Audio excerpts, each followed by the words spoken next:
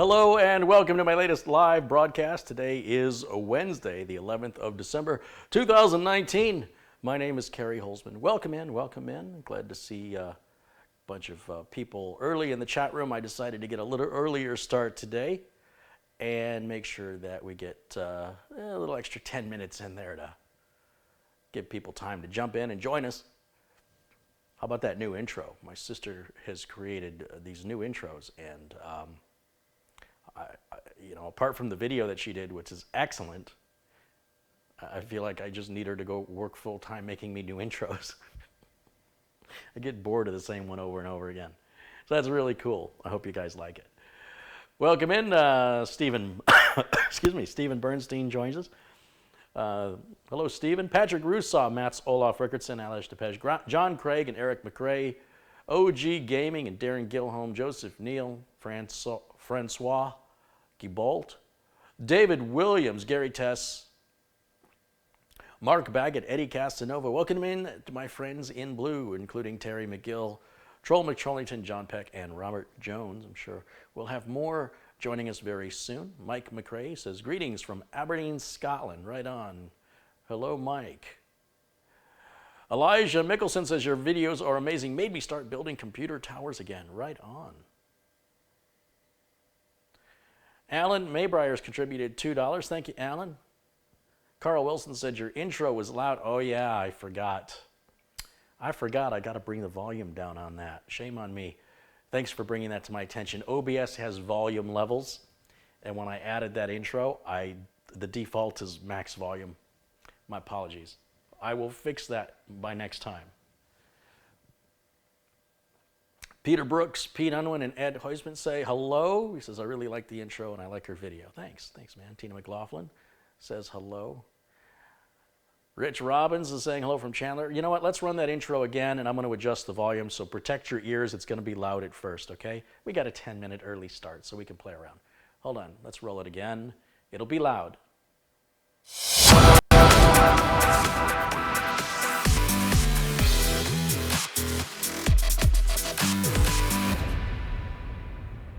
Maybe right about there, I think. Maybe right there. Let me try it one more time. Hang in there, guys.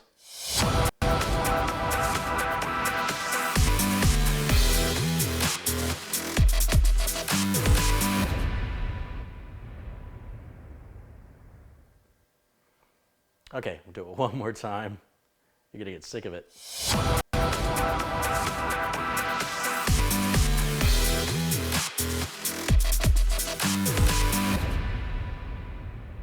All right, that works. Play it again. Hey, Jesse Kirk joins us.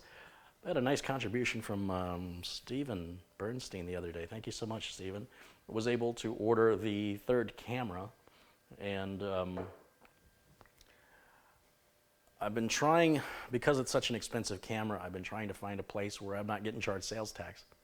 So I put the make and model of the camera in Google search and hit the shopping tab, and a website came up with a site I never heard before. But it looked like it had good reviews. I ordered it. They called me today and said they'd make sure it was cleaned up really well. And I said, what do you mean cleaned up really well? I checked the website. It said it's new. He says, no, it's a demo. So I don't want a demo. I need new. He says, for more money, I can sell you a new one. I'm like, fine, sell me the new one. So he charges my card again, you know, the difference. Then he calls me back and says, I don't have the new one. We don't have it in stock. So that was a big waste of time, and now I got to wait for all that money to be credited back before I can make another purchase.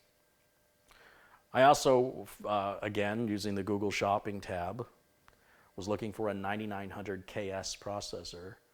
Amazon says we've got 6, now we've got 20, now we have 0. Then Amazon last night said we don't have any. So I Googled, found another site, Google Shopping, ordered it.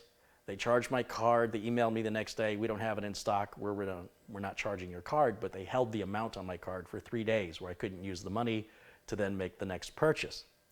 So the moral of the story is there's an advantage to buying from name brand sites like Amazon, Newegg, BH Photo.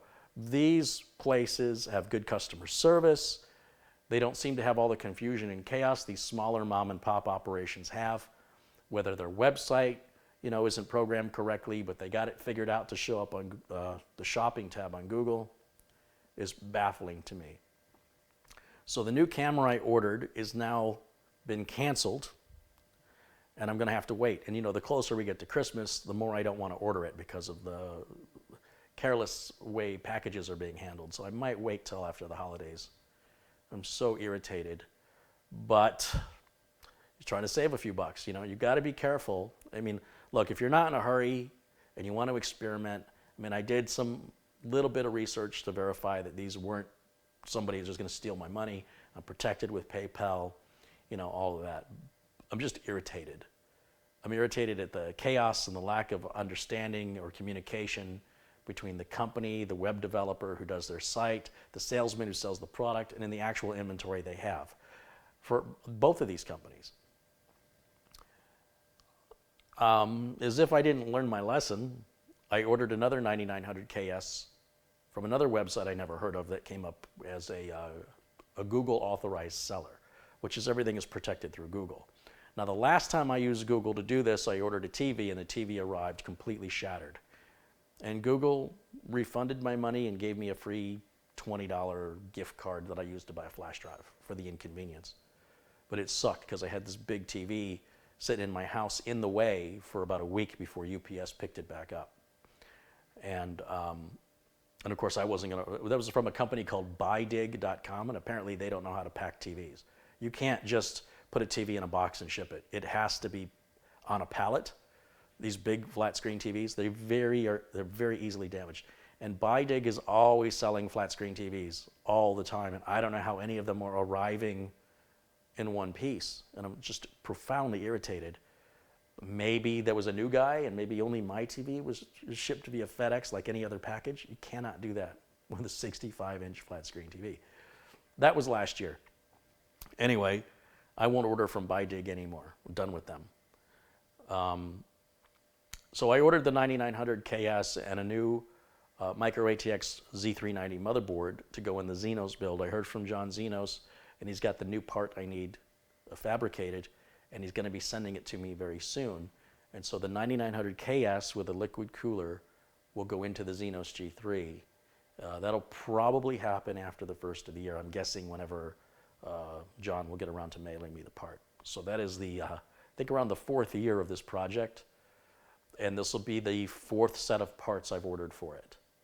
In fact, the parts that I previously ordered are still brand new in a box, and I'm not going to use them now because there's better parts available. And I feel like this case is the Ferrari of cases, and it needs to have the best parts. It needs to be a showcase piece.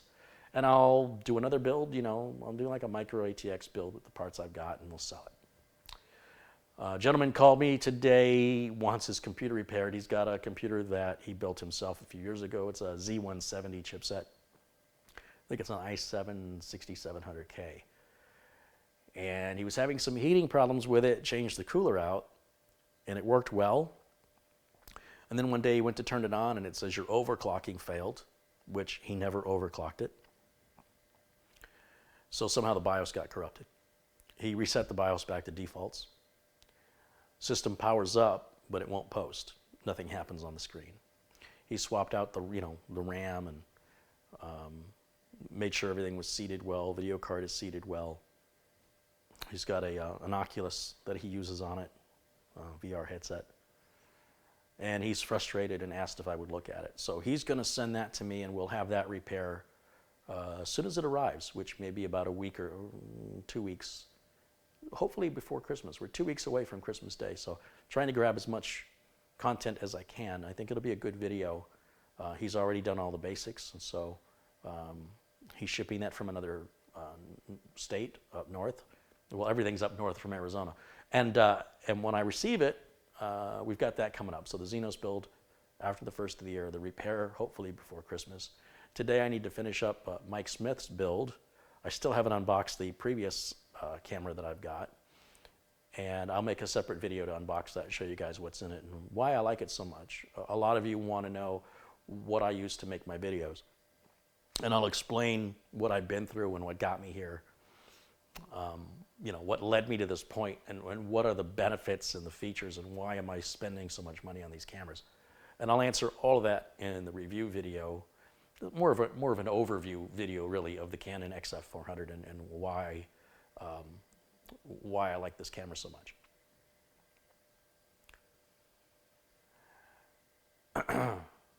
Now, let's see. Ben Fitzpatrick said, Carey, yesterday I got certified as a tech from school. Right on. Congratulations, Ben. Justin Habu says hello. Adam Sleeth has contributed $5.55 Australian dollars. He said, Merry Christmas. Thank you, Adam. Merry Christmas to you.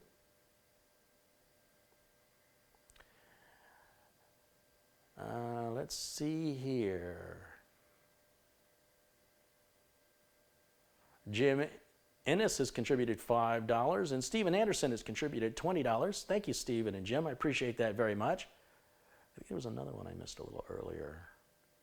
Oh, yeah, Alan Maybrier contributed $2. So thanks, guys. Thanks for supporting the channel. Look at that, and it's just now a minute after my official start, and I think we're ready to roll. Let's take a quick look right through the comments. You guys like the intro? Right on. Kevin Sears says, hey, Carey, thanks to your videos, I upgraded a 1 terabyte M.2 SSD to a 2 terabyte NVMe SSD, and I used a Cronus to clone the drive, and what a difference. Right on. It was easy, right?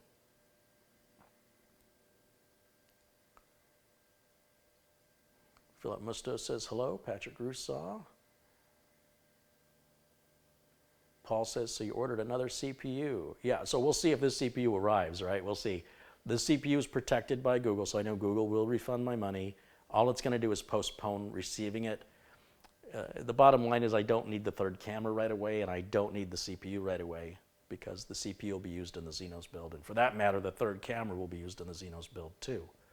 So this is just stuff I want to check it off my list. I've got it. It'll be ready when I need it. But now it looks like I'm going to be pushing it closer to the edge because of the circumstances. And unfortunately, there's some obstacles I have to overcome, and wait for a credit to come back to my account so I can use that money.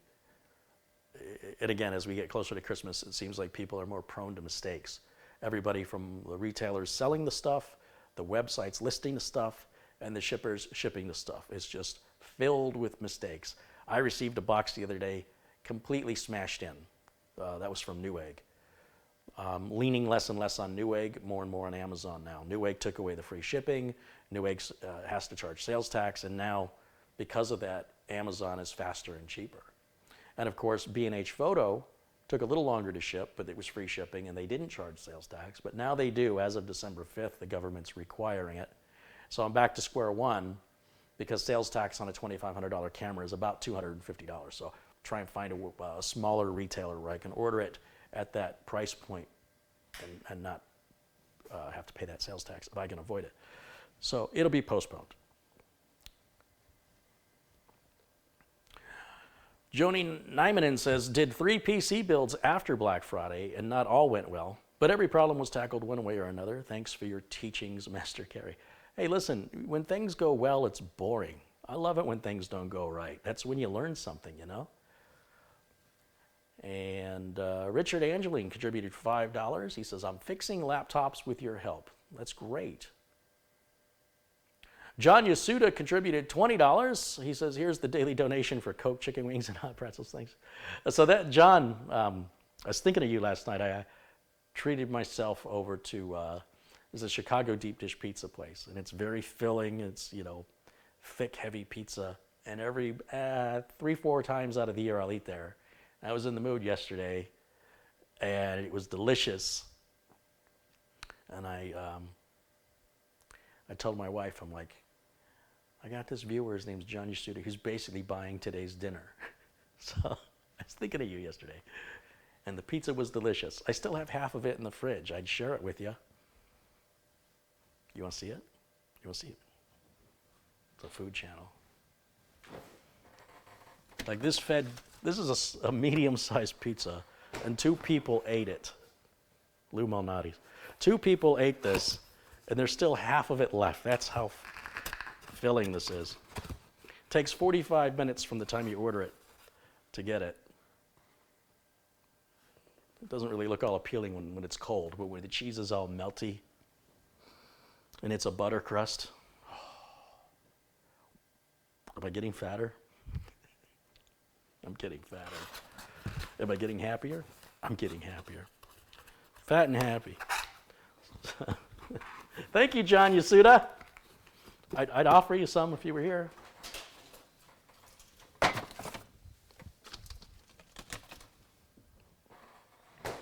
David Anderson's contributed $2.99. He says, I bought a 660p 1 terabyte Intel SSD for $82, and now they are over $120.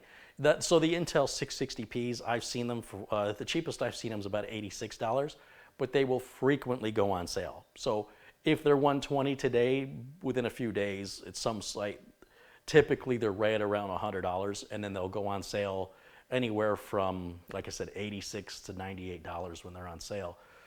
So it's not like you got a one-time deal. They go on sale quite a bit. In fact, the Intel 665p is replacing it here in a few weeks, and it makes it a little bit faster, and it gives it almost, I think, 40% more endurance. In other words, its lifespan, the number of writes, is going to be nearly 40% better. So Intel's improving it, and Intel wants to blow those 660s out so they have, they don't want to compete against themselves. So expect to see the 660 really cheap, and expect to have people ticked off the week after they buy it that the new 665p is out, probably at the regular price of right around $100. That'll be a little bit faster and a third better endurance.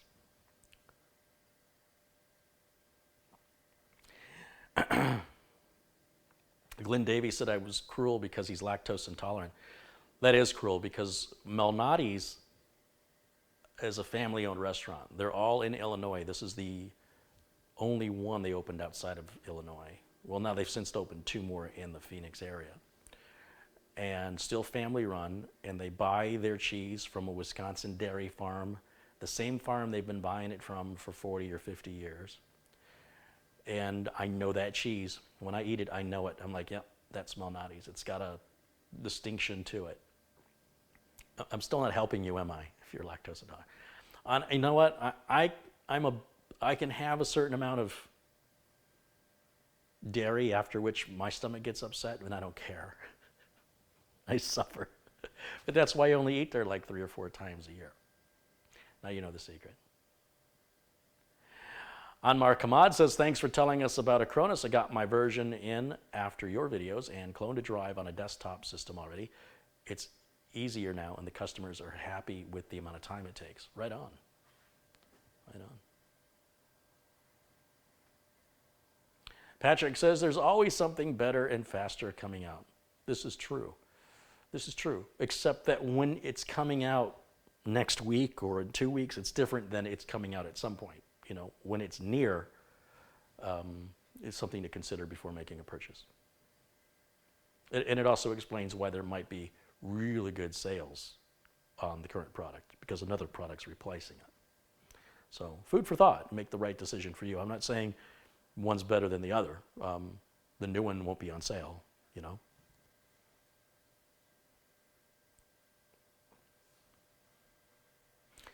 Glenn says, I just flatlined his stomach. Oh, man, sounds painful.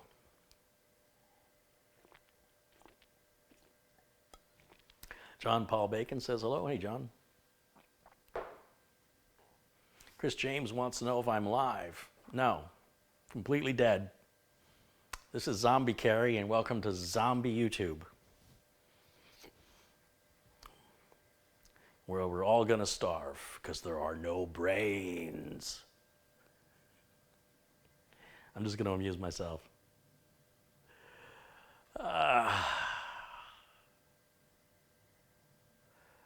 I removed the sticker from my Corsair M.2 drive. I thought it isn't needed. Is that okay? Generally speaking, the sticker has the serial number on it. So if you need to warranty the drive, without the serial number, they don't know how old your drive is and therefore will not honor the warranty. If the drive always works, it's your drive. You could spray paint it if you want to. I'm not suggesting you should.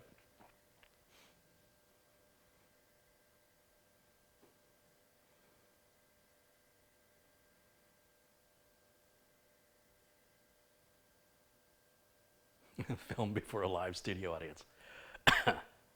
Film before a live YouTube audience.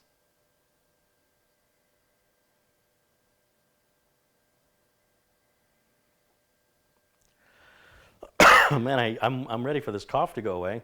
I'll tell you that.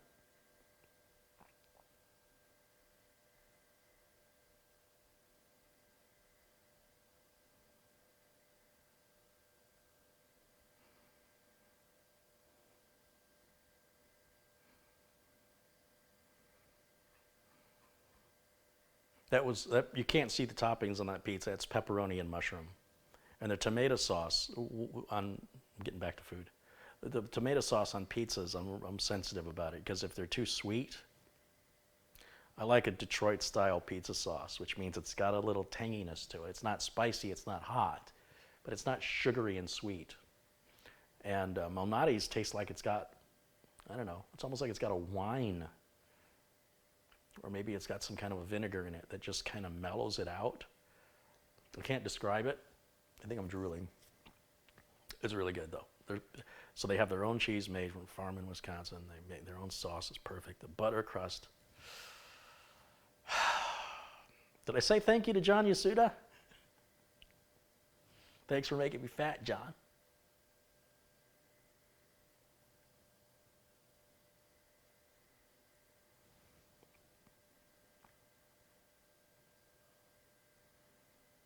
I really, really want to know. Somebody sent me this light. I mentioned this in yesterday's video. Somebody sent me this. And I want to say thank you to them, but I don't know who sent it. There was no identifiable information in or on the package. And I think it's going to really help when I get this hooked up and use it, especially as I try and get into dark areas on the case. I don't know if one of these will be enough, but I heard they're really, really bright. And they're dimmable. So if you're watching this video and you sent this to me, please speak up so I can say thank you.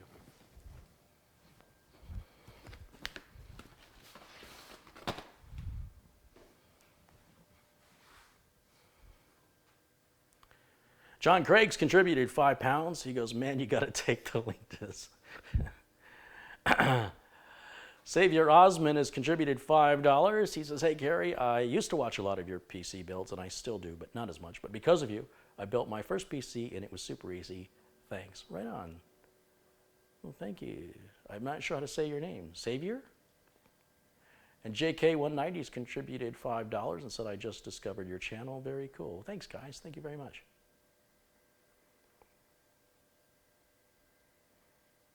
The user contributions that come in are what help avoid me having to get sponsors and be like all these other big tech channels that are out there pushing products that necessarily aren't even tech or necessarily good products or products they themselves use. So the only products I recommend here are because I actually recommend them, not because I'm getting paid to.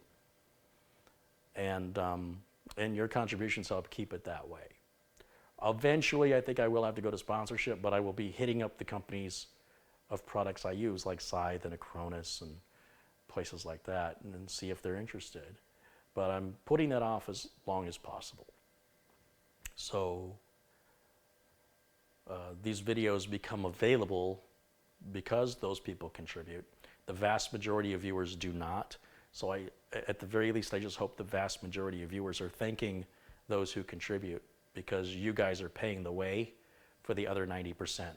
That's socialism at its best. Chester Hughes has contributed $2. Hey, thank you, Chester.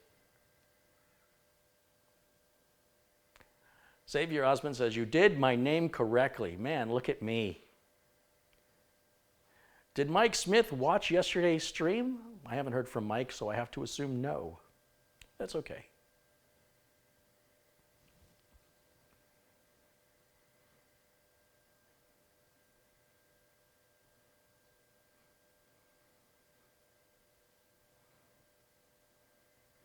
Carey, can you have a server in the same case as a PC? Well, that depends on the case, and it depends on the server.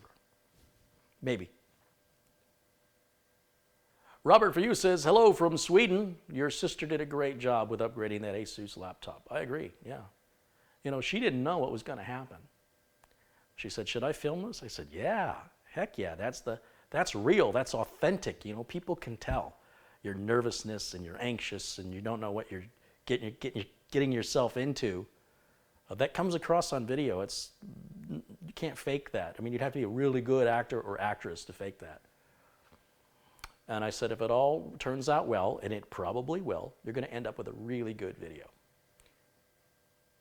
And it did turn out well, and the video turned out great, I thought. So, you know, and she's only going to get better. You know, that's one of 2 or 3 videos she's ever made. And she's never had a camera before. Like, she was using her phone or she was using a webcam. So I gave her a real camera. One of my older ones I don't use anymore, which is leaps and bounds better than what she was using. Got her a microphone, got her a tripod. And as she gets better, we can upgrade her camera and upgrade her microphone and just put her on the same path I was on. My first videos were shot in standard definition. Well, let's face it, YouTube wasn't offering anything but standard definition. And the microphone I was using was in the camera, so everything was echoey. It's kind of hard to hear me sometimes. And I tried to fix that by putting music in the background, and that made it even harder to hear me. So I learned a lot, and I upgraded cameras about 6 times. So each time I get a better camera, it's more expensive, and I've learned the more expensive the camera is, the better the camera is. You know, if you look at some of these cameras that are, you know, you can hold them in your hand. Well, even the new cameras I can hold in my hand, but they're like the size of a can of cola. Their image sensors aren't that big, and so they require more light. And then you start getting into the larger lenses. They have larger image sensors, focus, clarity, depth of field, and light sensitivity all improve immensely. So this video you're watching now is far brighter than the room I'm in. Like what you're seeing, the brightness of what you're seeing is better than reality. I've never had a camera that can do that before. This camera will shoot in infrared at night.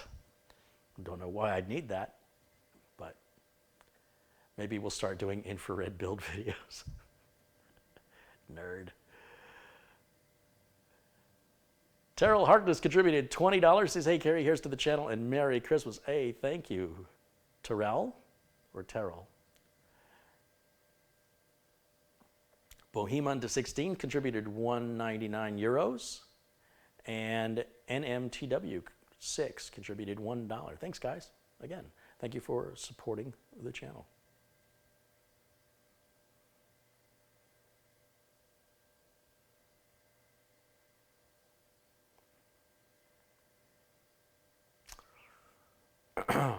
Linda, this is an edit point for you.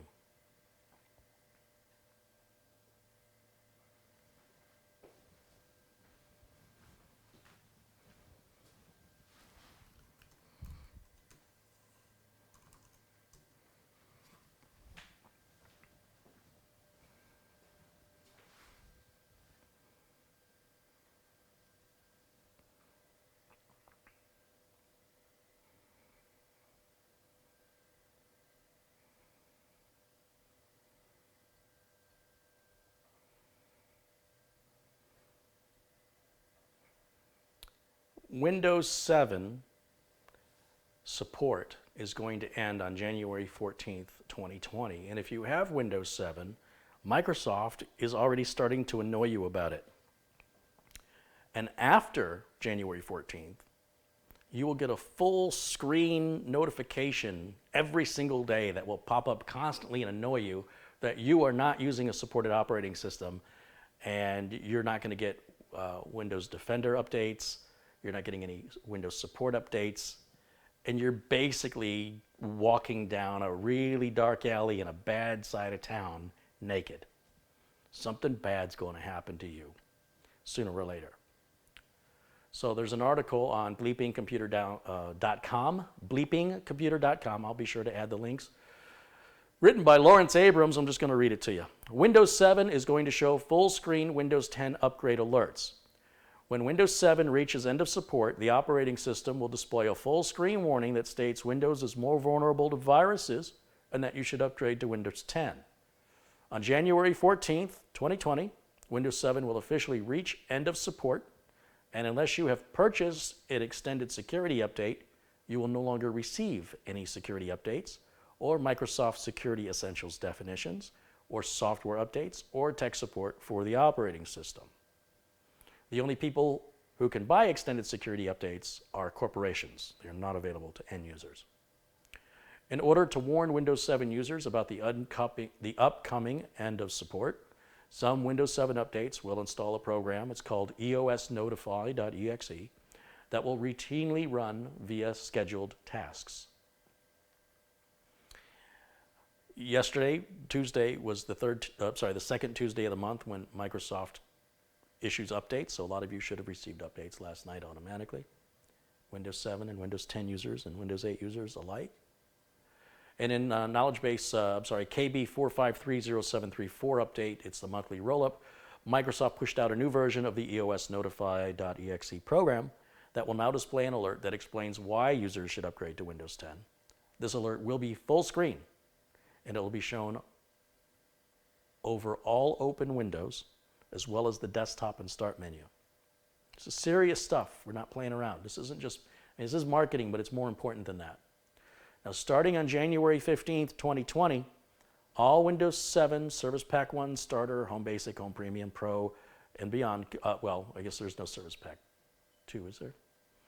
Regardless, from Service Pack 1 on with Windows 7, all customers will begin to see the full screen alert when they log in or at 12 p.m. Now, the article goes on to explain what files execute and a registry setting to turn it off. I would think you would be strongly foolish to turn that off. You should be annoyed until you upgrade and become safe online or get offline. On the other hand, I can use the business, so, I'm good. Either way. Windows 10, you can still upgrade to Windows 10 for free using Windows 7. Just use the Windows Media Creation tool, download it, and if you have a valid, legal, active Windows 7 license for Home or Pro, you can then upgrade to Windows 10 completely for free. So there's no excuse to stay on Windows 7 and to leave yourself vulnerable. Continuing on the Windows 7 topic, there is an illegal program you can download that will extend security updates. It'll make it look like you paid for the updates. This is also at bleepingcomputer.com, also written by Lawrence Abrams, and it states, a method has been discovered that allows Windows 7 users to bypass eligibility checks and receive extended security updates even if they've not paid for a license. As many business and enterprise users are not able to switch from Windows 7 before the end of service, Microsoft introduced a paid service for them called Extended Security Updates that allows those specific licensed users to continue to receive security updates for a fee. Now, well, some devices like voting systems, they can get this for free for a limited time. But other business users who have volume licensing would need to purchase a license, and it costs from $25 to $200 per device, depending on the version of Windows and the year of the program. In a post to the My Digital Life forums, a user uploaded a tool called Bypass ESU. Bypass ESU. ESU is extended, what did I just say? Extended security updates. And this piece of software will bypass the ESU license check so that users can get the updates for free. And it does this by patching the operating system so that the ESU license checks always return true, meaning that the device is properly licensed. The bypass has been tested and shown to work. However, if ESU is not properly set up on device, the update will fail to install. And this tool is illegal. So while it might be tempting to bypass the security checks on ESU in order to continue to receive Windows 7 security updates, by using it, you're circumventing license restrictions placed by Microsoft in order to get a paid-for product for free. Also, By using scripts like this that install DLLs and make modifications to the proper operation of the operating system, you're absolutely putting yourself at extreme risk for malware and other types of checks. Also, every time Microsoft updates the EOS program, then you would have to update. It's a constant, they're going to do it, you're going to respond. They're going to modify it to shut you down, someone will hack it, then they'll modify it again. It's a never-ending hassle. You can get Windows 10 for free. All these problems go away. It's your computer. I don't think any home users are going to be shut down by the police. It's just bad karma. It's a lot of time in chasing things that don't work. And that option is out there for you if you choose to be lawless. But with Windows 10 for free, everybody that I talk to that upgrades to Windows 10 loves it. Their machine runs faster, they don't know what all the hubbub was about, and they regret not doing it sooner. I'm not paid by Microsoft, I'm just telling you what I hear from customers. They're like, it wasn't as bad as everybody says it is. In fact, in most cases, they like it better and wish they'd have done it sooner. So that's your information on Windows 7. As a reminder, if you have Windows 7 and it's activated and it's legal, you can upgrade to Windows 10 for free, completely legally, and secure yourself online. Download the Windows Media Creation tool and go through the update process. You will not lose any programs or data. That is today's public service announcement.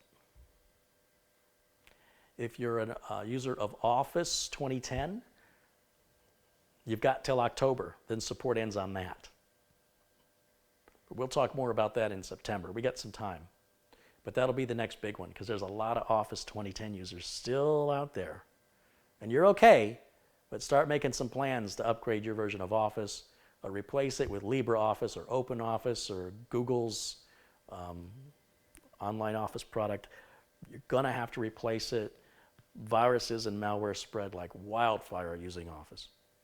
Flash is dead. Chrome has removed any ability to use Flash now. There's an update to Chrome recently, so if you are using Google Chrome, be sure and hit those three dots in the upper right corner and hit About, or Help rather, and then check for Chrome updates to make sure you're running the latest version. Completely shuts down Flash. Flash is horrible. It's a resource hog. It's old school, and it's what people used in the 90s, you know, to make animation happen. In fact, YouTube used it originally.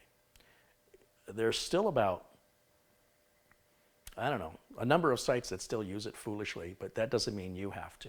Strongly recommend, if you see Adobe Flash in your programs list, uninstall it. Adobe has been slow to patch it. It is rife with exploitive holes that people can gain access to your computer and your files. And Adobe will officially be shutting it down anyway. So even if you choose to not install it because you're like, I need it, well, it's going away. So the sooner you start getting used to it, the sooner you can move on with the rest of us into 2019, 2020, and beyond. And otherwise, you're going to get left behind with stuff that doesn't work. So, the more you know. Okay, now I think that's the end of my public service announcement. Had a lot of them today.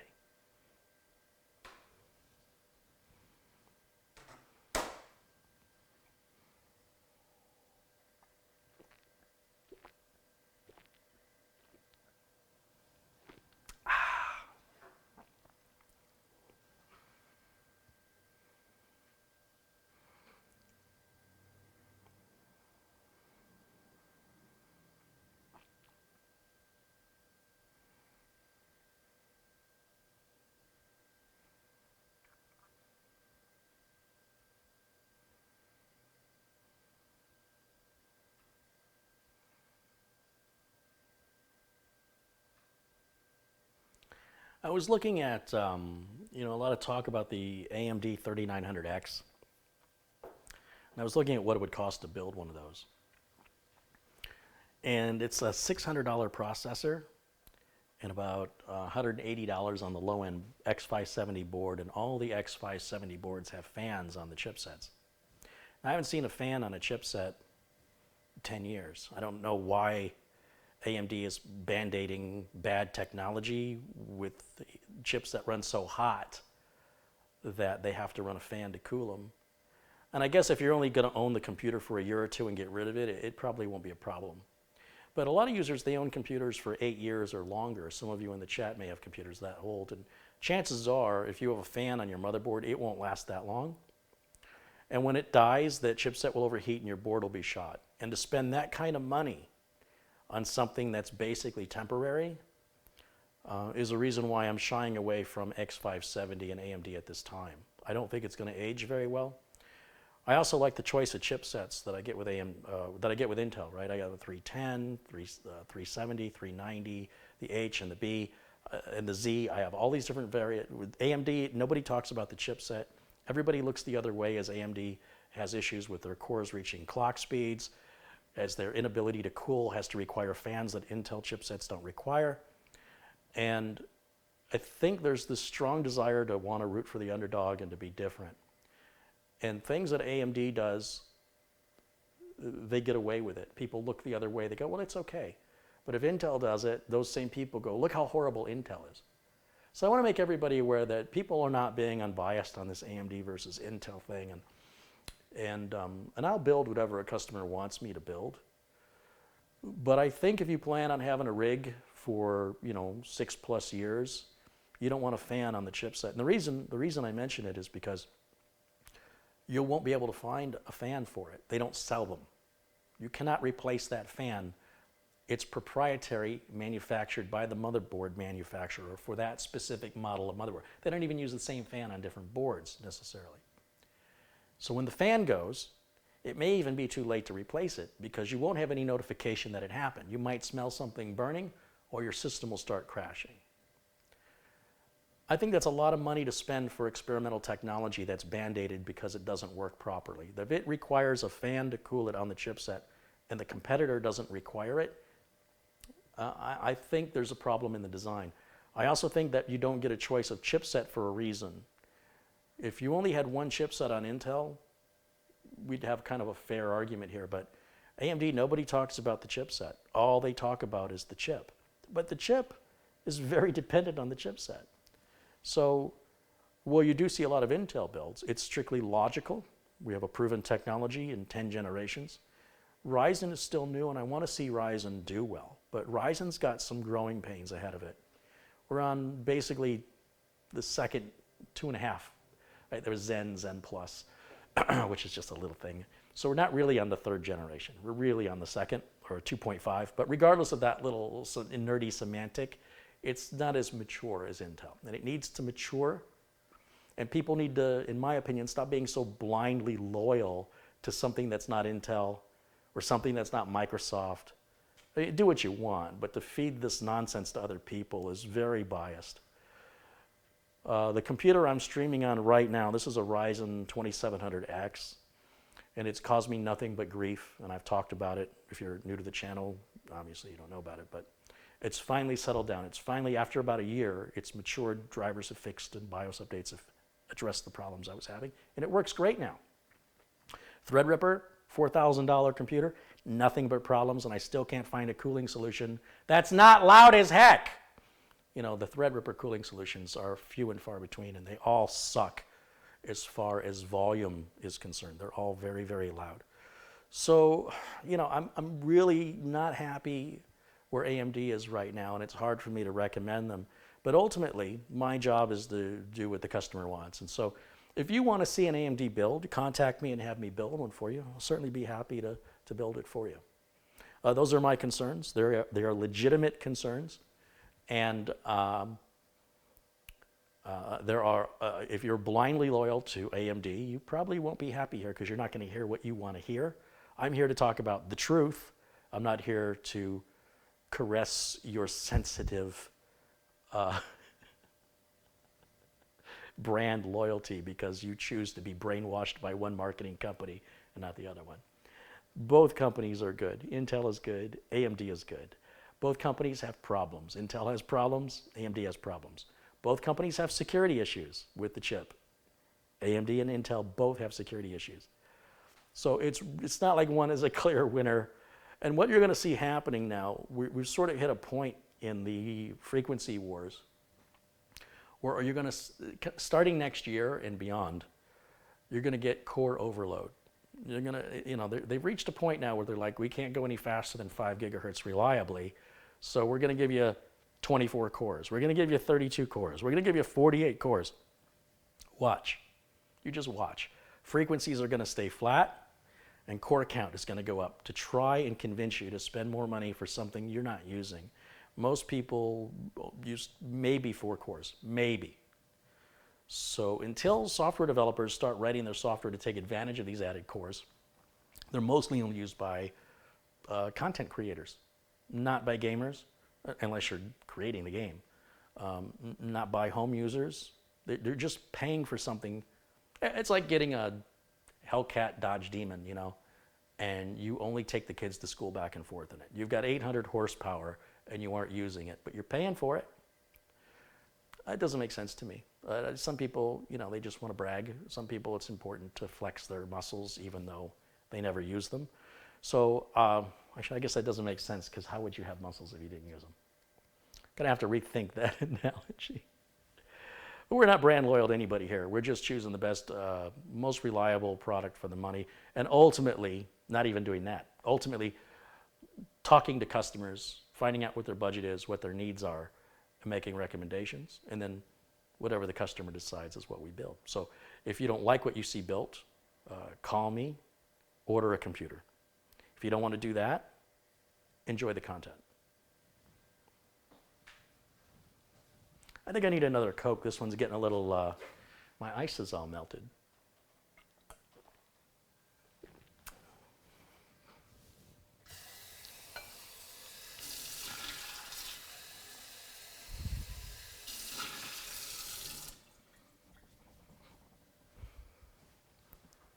Bear with me here for a second.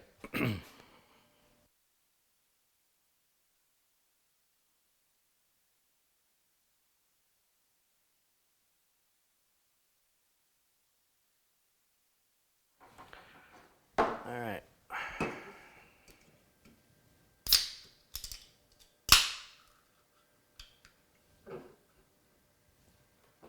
I was kind of tempted to put together an X570 and just let it run 24 hours a day, 7 days a week, and see how long it takes for that fan to die. I'm going to guess between 2 and 4 years that fan will be dead. And I think by the time I know it's dead, permanent damage will be done to the board, and it'll probably be out of warranty, and there won't be anything you can do but buy another chip. But some people replace their computers every 2 years anyway, so that won't make a difference to you if that's the case. Is it safe to match an AMD CPU and an EVGA GPU? Yeah, that doesn't matter. You can use any type of video card you want on any motherboard with any chip, with any RAM. It's all fine. Yep.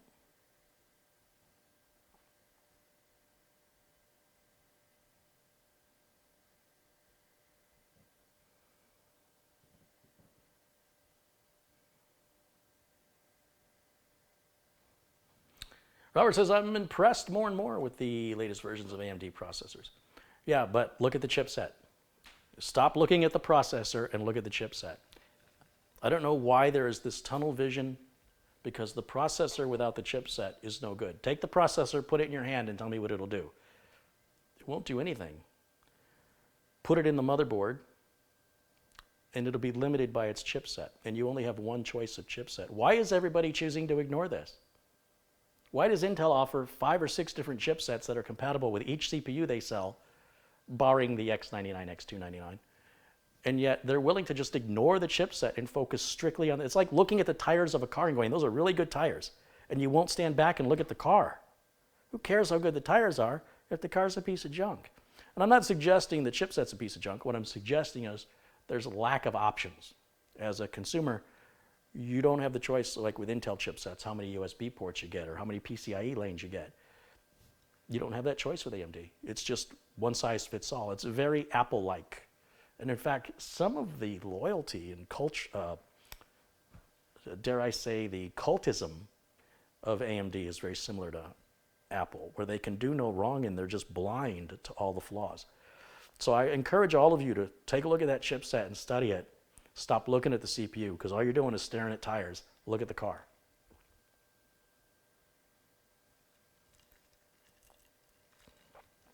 Ultimately, I'm not suggesting you shouldn't buy it.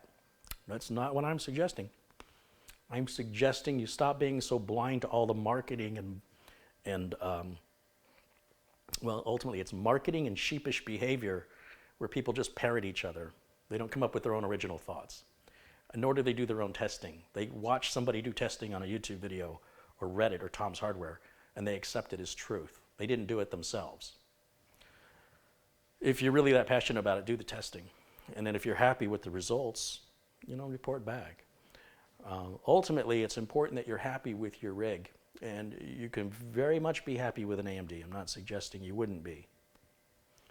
I'm just suggesting you collect more information, because all I hear from AMD people is the same. It's like I'm talking to one guy. Everybody, for the most part, there's a few exceptions, but they all keep saying, they're like little clones of each other. They all say the same thing, and they all ignore the chipset. Nobody has an open mind, and they all just keep the exact same words come out of their mouth, maybe in a different order, but it's as if they're all reading the same articles and seeing the same YouTube videos, and they're brainwashed, as if there is no other truth. There is no other facts that are being left out, and there's nothing else worth consideration that should be considered. And I'm encouraging you to educate yourself and to make sure that you're making the decision for the right reasons. And maybe for you the right reason is because everybody else is doing it. I don't know you. And that's fine. There's nothing wrong with that. It's just not the way I operate my business, and I don't believe it's a sustainable business model. And I want to reiterate that this streaming machine is an AMD Ryzen 2700X. It was a 1700. We upgraded it to a 2700. A lot of problems with it for the first year. It's great now. It's running fine. No problems. Knock on wood. And then the other streaming machine I built in the Ncase M1, that's also a Ryzen build. It had about 12 or 13 BIOS updates since the last I talked about that the other day. I had to put updates in before I could get other updates, which I've never seen before. And then I've got another Ryzen build, which is in pieces. That's part of a project that Mitch Morrison and I started. And the problem with the project, it was very ambitious. And so I've had to scale it back a bit and redesign it. And by the time that video comes out, it'll be over a year in production. So that's not AMD's fault. It has nothing to do with AMD. I'm just mentioning I'm not against AMD. I'm absolutely not against it. I just build what my customers order. And if that X570 chipset didn't have a fan on it, I'd build one. And the only reason I would build one today is to see how long that fan will last. I am very curious. But we're going to find out here. You'll start seeing the posts on forums, and you'll probably see YouTube videos on failed chipset fans. Within the next 2 to 4 years, they'll all start failing. Not all of them, but enough of them that you're going to start seeing it. So, it's great for now. We'll see how it holds up. In the meantime, the same Intel system being built on a chipset that doesn't have a fan will continue to run probably beyond its usefulness. So, the truth is in time. I'm making a prediction. I could be wrong. Maybe they make fans better today. Somehow I don't think so. But in 2 to 3 years' time, when you start seeing everybody complaining about their chipset fans dying and how it killed their motherboard and took out all these other components with it, say, I remember when Carey said that back in 2019. Carey prophetized this, because I've seen it before. This isn't new. We've been through this in the 90s. I guess we're going to go through it again.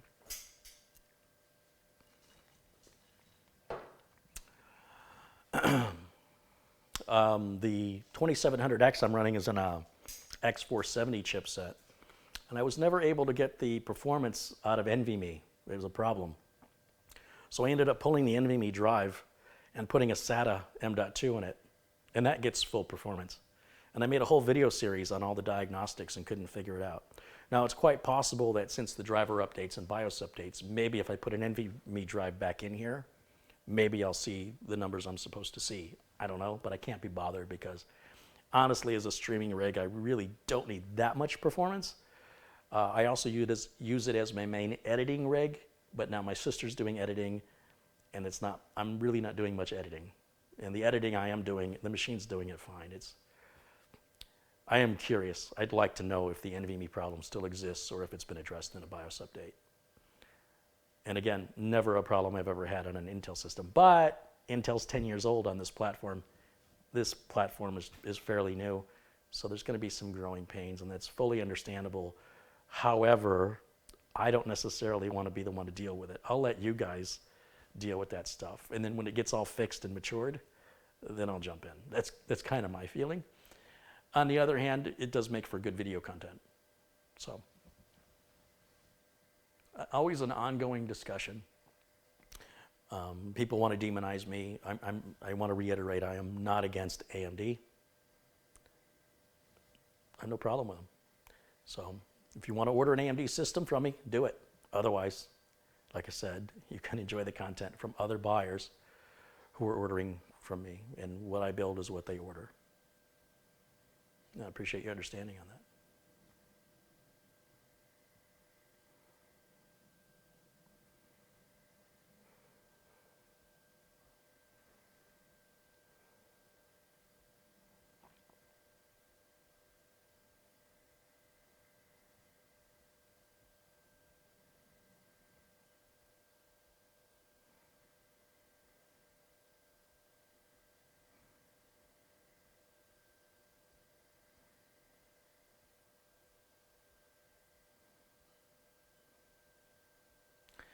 All right, I'm just looking through the comments section here to see what we got.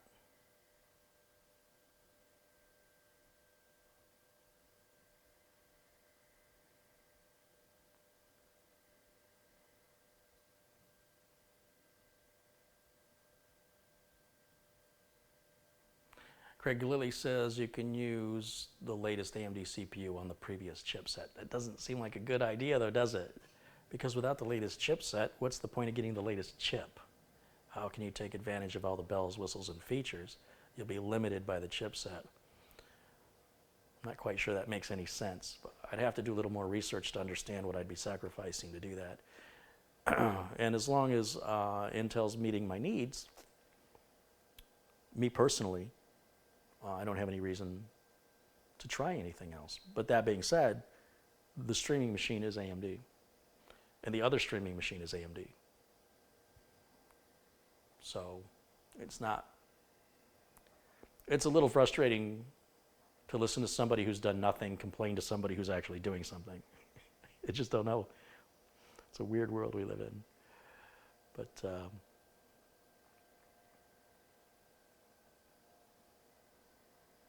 what are you going to do?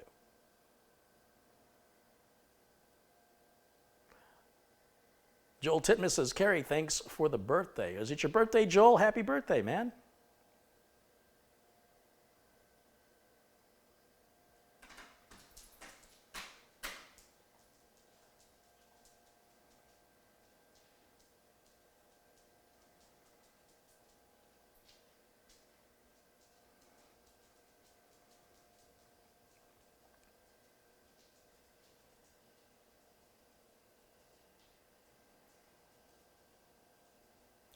William McDonald, oh, there's Lyle.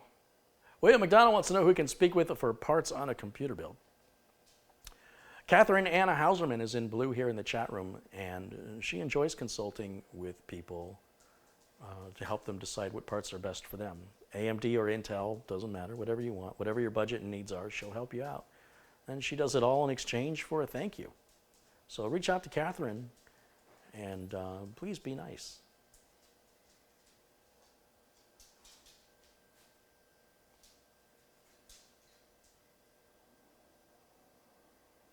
You'll have to reach Catherine on Facebook. If you're unwilling to create a Facebook account, then I suppose you can pay somebody in your area for a consultation. If you're looking for free consultation, you'll have to reach out through Facebook. And if you're unwilling to do that, well, you know, it's what you get for free. I don't know what else to tell you. You can always open a Facebook account and use it to get your consultation and then close your Facebook account for all anybody cares. But asking somebody to accommodate your needs for free is preposterous and narcissistic. And we're asking you to follow the protocol and be grateful for it, because I am sure after a certain amount of abuse, she's going to stop doing it. You know, when people start getting demanding and they're not paying for anything, nothing will make you want to stop worse than that. I know really well. If you're unable to use Facebook, find someone else to help you. That's the way we offer it. That's it. It's frustrating. Somebody's starving and says, "Can I have some soup?" And you go, "Here's some soup." "Well, I don't like this flavor." Well, then go somewhere else. It's free soup and you're starving, have it. You can go to the restaurant and pay for it and get exactly what you want. I don't get this entitlement. I don't get it. It really, really bothers me. Somebody's offering you something for free, and the right response is to say thank you.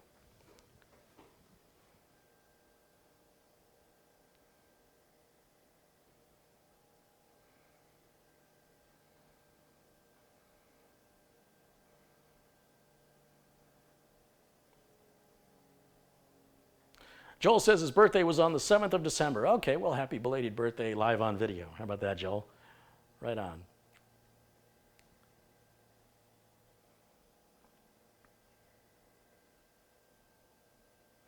Matthew says, "G'day, finally made it into the live feed coming in from Australia."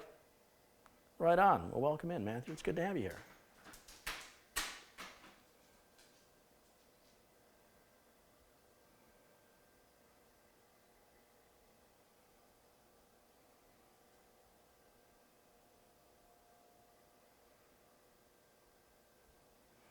What's up, Jimmy?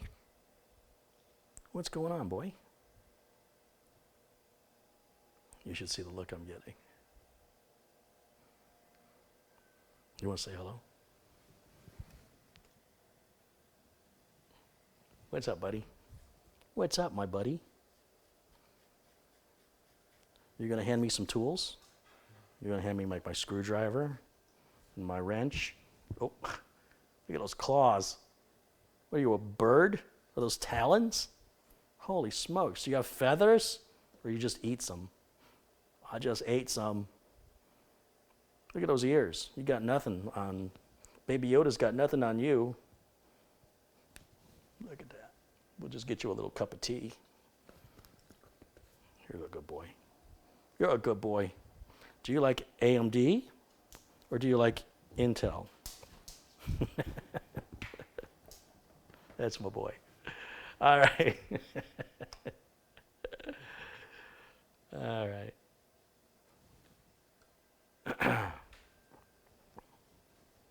That's my good little thumbnail. Yeah.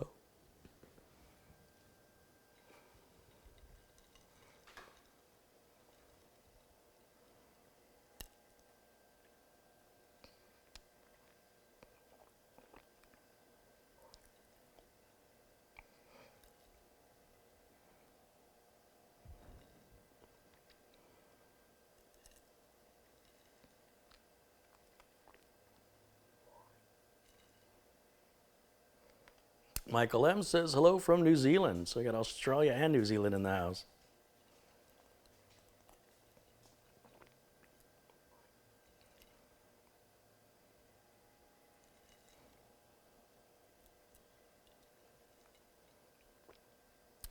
Sherry McFarland says, my kids were handing out Subway gift cards to homeless people with their youth group. And one guy told my son he was hoping for a McDonald's gift card. Love it.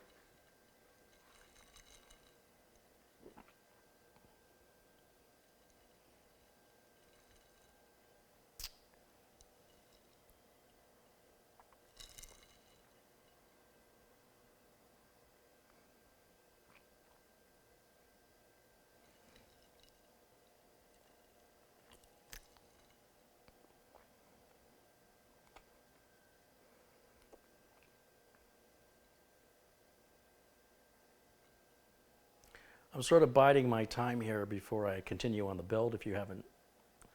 So one of the great things about YouTube Live is the ability to interact with each other. It's something you don't get on any other platform with video that I'm aware of. You certainly don't get it from TV or your cable company or your streaming service like Hulu, Netflix, whatever.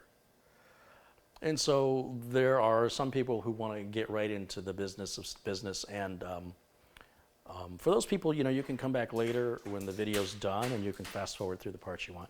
It'll also go through editing. In a couple weeks' time, it'll be edited down just to the build.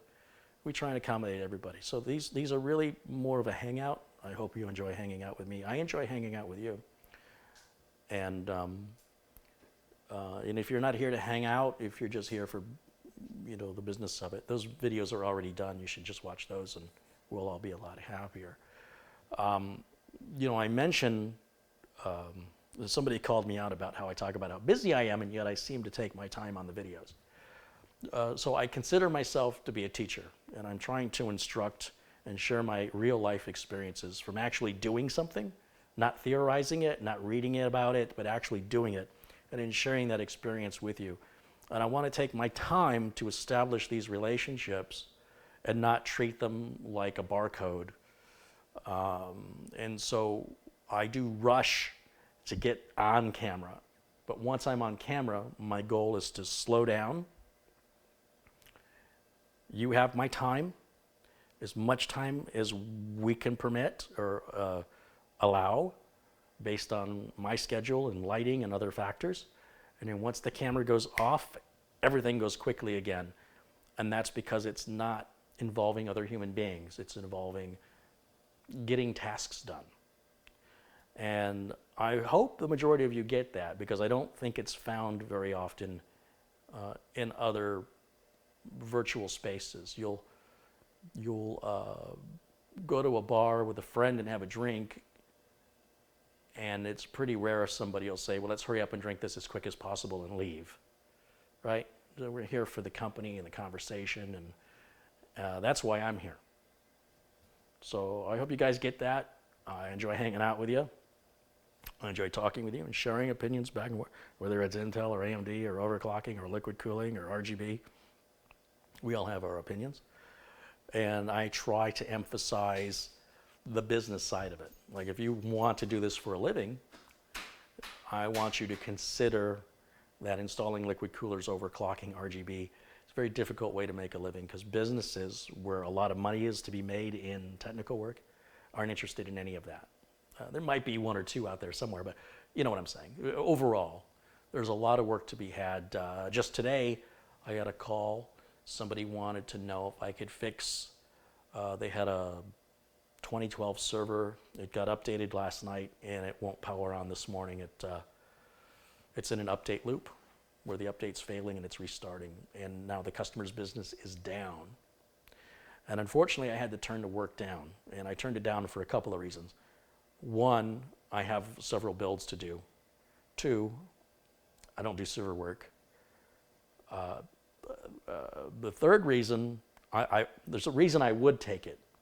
And the reason I would take it is because I'm sure if I put it on the counter, if I put it on the bench here, and I fire up a video, we could go live. Between Google and your help in the chat room, we'd probably get it figured out. The problem is, I'll be postponing other people who are already waiting, for new computers, to help somebody I've never helped before. They're a friend of a friend who recommended me, and if it was something I was an expert in and I could confidently, get it in and out of here relatively quickly, I'd do it. But I'm not familiar with the server 2012. I've worked on servers minimally, and if I had all the time in the world, it's not magic. You figure it out. Make an Acronis image of it before you start, and you're free to experiment all you want until you get it figured out. So I don't know what it is about this time of year, but traditionally for me, this time of year gets very, very busy. And I just like people to know, because there are so many YouTube channels created by hobbyists and enthusiasts, that as a home user, that's all well and good, but if you think that's giving you any viable experience to go get a job, it isn't. And you're going to be in for a big slap in the face when you see the way businesses work and the politics involved. It doesn't always make sense initially until you understand the politics of it. But if you enjoy technical work and you enjoy the stress, when a business goes down, everything's on you to get it up and running quickly and right the first time. And they typically don't say thank you. It's sort of like, why did it take you so long? But if you enjoy the puzzle and you enjoy that purpose, it's very rewarding internally. It is for me. It's nothing at all like what you see on the majority of these big YouTube channels that show you, lapping a processor or delidding. Nobody's doing that in corporate America. There's no, apart from starting your own business where you have a website where you do it for other hobbyists, it's not a desktop support type of a position or a server administrative type of position. And those positions are widely available. In fact, they're having a hard time hiring qualified people. So otherwise you're just, you're gaming. So sometimes somebody will say, well, why do you bother telling home users about stuff like this? Well, why would I tell businesses about it? Businesses already know this. Did you think about your question before you asked it? Some of you have written to me and said you're becoming PC techs, or even just now got certification to become a PC tech. And I guarantee that certification didn't include anything about configuring RGB lighting, liquid cooling, or overclocking. It's just not in the industry. It's not in the industry of desktop support in corporate America. So I want you to go out there with the right frame of mind. If it's something you want to chase as a career, I want you to know what to expect. Because I wasn't expecting it. I got slapped in the face sideways 3 or 4 times in my naivety of a hobbyist. And if somebody would have taken the time to explain the difference to me, I would have been much better prepared. I probably would have got a better salary. I probably would have been promoted much sooner. So that hobbyist enthusiast mentality just doesn't play out in the workplace. That's all I'm trying to say. I'm not saying it's wrong. And if you want to stay a hobbyist and enthusiast, there's nothing wrong with that. But if you want to do it for a living and you want to go where the money is and the opportunities are, that's in corporations. Lots and lots of opportunity and lots of money. I know several people making 6 figures a year in IT in corporate America. And nothing they do is on any of those popular YouTube channels. Not even close. So I just want you to be aware, and then I want you to decide accordingly and be prepared for the decisions you make in your life and career choices that you make. Because I don't feel anybody else is doing it. If anybody else is doing this, I don't see it anywhere. All I see are hobbyists. So it feels very lopsided, and I'm just here to try and even that balance out a little bit. Because I wish I had that information. I can't stress that enough.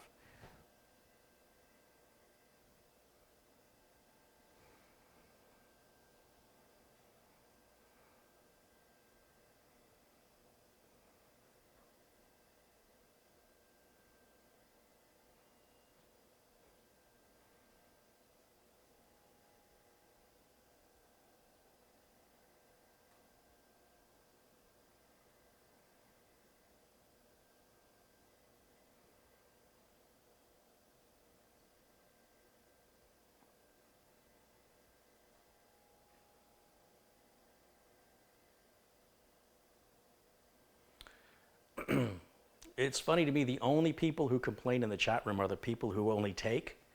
I don't see anybody complaining in the chat room who's given anything in return for the content that I make. All the people that have contributed to this channel continue to support me and be kind and supportive and patient and tolerant. And all the people that are taking it with the entitlement are the only ones complaining. I don't need people like that on this channel.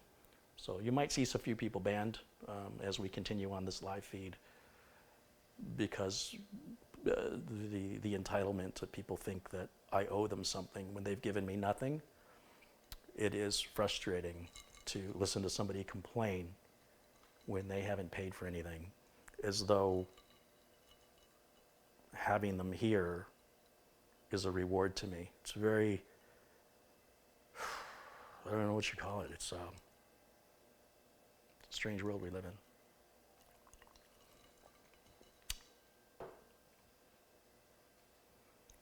Makes me sad.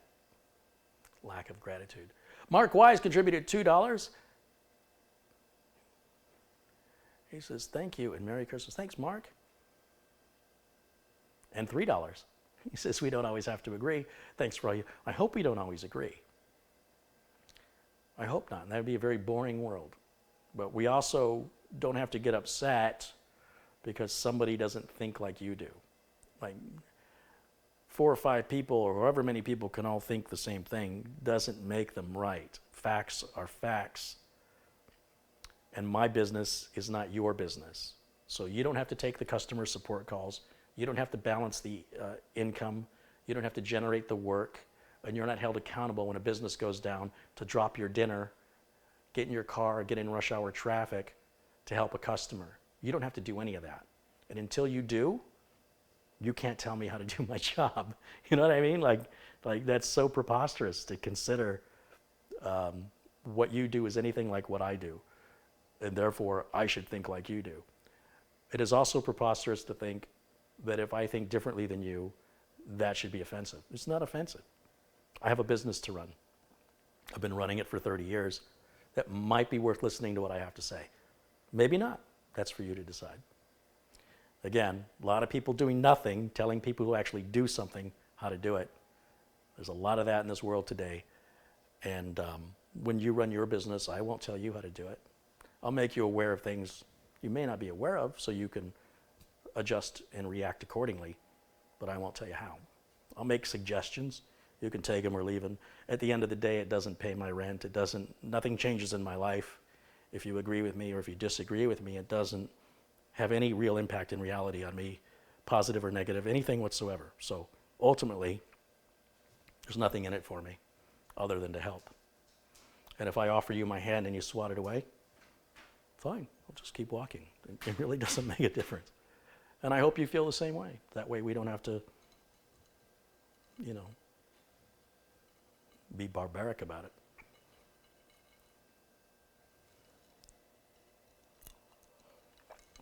Ramon Rodriguez has contributed $5 and says, Happy Holidays, doll. Hey, thank you, Ramon.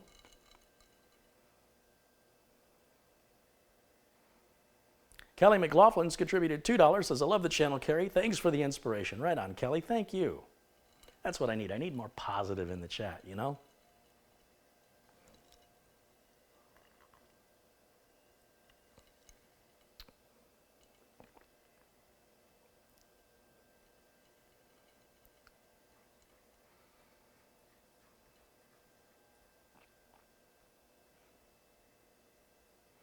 Mark Y says, hey, that's fair enough. I'm a tech just like you. He's contributed $2. Right on, Mark.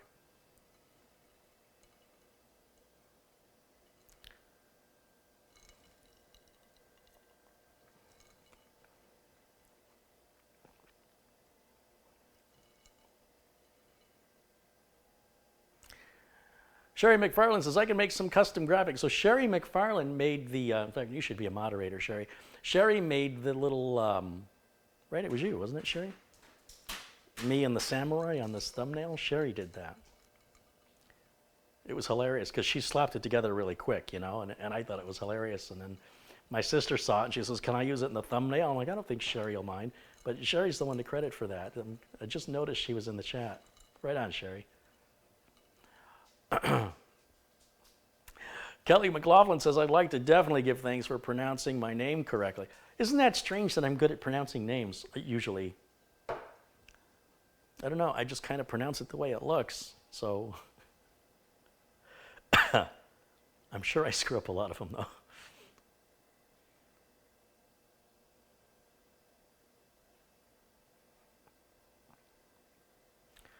What are your thoughts on $300 data recovery versus drive savers? Drive savers is more money and takes more time. I mean, I don't know why you'd want to spend more and wait longer. I don't know anybody as cheap or as fast or as communicative as $300 data recovery. Once you experience their service, I think they are the highest rated data recovery service on Yelp. And I don't mean by a few, I mean by thousands. They will let you know every step of the process immediately as they get there. They will know when the drive arrived, what its status is at all times. You never wonder what's going on. They keep you in the loop. They don't surprise you with added charges. Everything is spelled out on their website, and they're quick. And when you price them, they're 1/3 the price of other data recovery companies or less. I've gotten to know Brian Cometa because of my enthusiasm for the value of the service that he offers, not the other way around. I didn't know Brian and say, oh, he's a friend of mine with a business and I'm going to support him. No, it was a very intriguing business and I wanted to talk to the owner. And through that, I wouldn't say we've become friends, but we've become friendly. And he's always been very accommodating for me. And I think more people need to know about it. You know, I think that people are spending too much money and being taken advantage of. If they only knew of Brian Cometa, Brian Cometa has not paid me a dime, ever, and never will, as far as I know. And I'm sure he generated a lot of business over my video interviewing him, bringing attention to his business. And I hope he did, because that saved those people a lot of money. And if Brian made a lot of money, I'm happy for him. That means he'll stick around to be able to help the next person. Maybe that makes me a bit of a hippie in that sense. I should be perhaps getting some kind of a commission, but what's more important to me is that you, the viewer, are getting the best value for the money and not being taken advantage of. I just don't like it when people take advantage of others. I know it's the American way. I know it's the capitalist way of thinking. Let's take advantage of people. Let's charge as much for this as we can. I don't believe in that. I also don't believe in just giving everything to everybody and they pay nothing. I don't believe in that either. Somewhere in the middle, you know. Pay a fair price for fair service. And if you don't pay for something, you don't get to complain about it. You choose to leave it. If you accept it, then you accept it with the warts. If you don't like the warts, don't accept it, walk away. When you pay for it, you don't like the warts, then you can complain. And then you can return it and get your money back.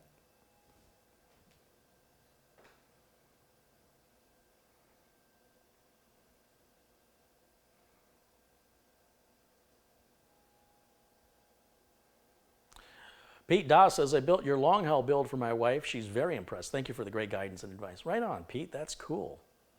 I bet that computer's going to run for you for years without a problem. I say that because I build those for my customers, and I rarely hear back for warranty issues. Very, very rarely. I built a system a few years ago for a customer, and I used one of the cheap EVGA power supplies, and it died within the first week of me having delivered it, and I was very embarrassed. But basically the system wouldn't turn on. I went over to the customer's place. I brought a spare power supply. Turned out it was the power supply. Replaced it, and the system's been running fine ever since. The customer called me because they were running Windows 7 and they wanted to upgrade to Windows 10 before January 14th. I was able to do that remotely for them, and I was shocked how many years ago that was, because it felt like it was like 2 years ago. And I think the system was from 2015. It's like been 4 years, 4 or 5 years. Like they're really due for an upgrade. That was the one problem, and I think that was the one warranty problem I had all year. So when I tell you that system's probably going to run well for many years, statistically, time will tell, but I think statistically you're going to be very happy with that system for a long time. Chad Miller says, I'm managing another live stream from Okinawa. That's cool.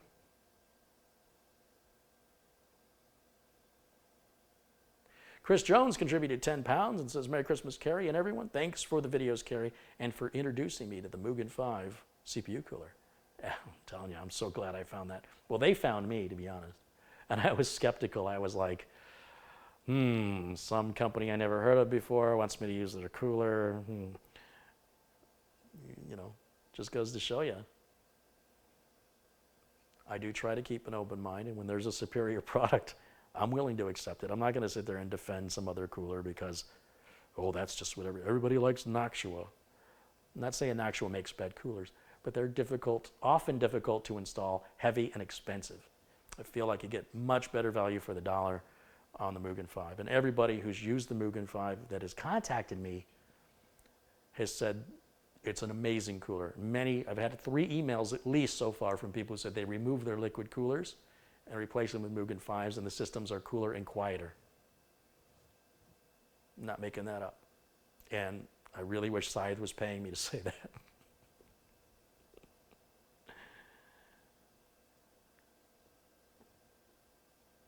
Kenny says, Carey, thank you for all the knowledge you share with us. It's helped me a whole lot. I can now handle all my friends and family's computer needs. That's great, Kenny. That's wonderful. Aaron says, I got my monitor via UPS yesterday and it had no damage despite the madness of holiday shipping. Well, I hope not. I mean, if UPS damaged every single package, they'd be a lot busier. But if there's going to be damage, you know, this is typically the time it's going to happen. But a lot of that also has to do with how well the manufacturer packs it. They should pack those things well enough that they can withstand a little bit of tossing about without cracking the screen. And many manufacturers, especially of monitors and televisions, are doing a much better job. They have to. It's costing them a lot of money if they don't. It's costing the shippers a lot of money too in insurance claims.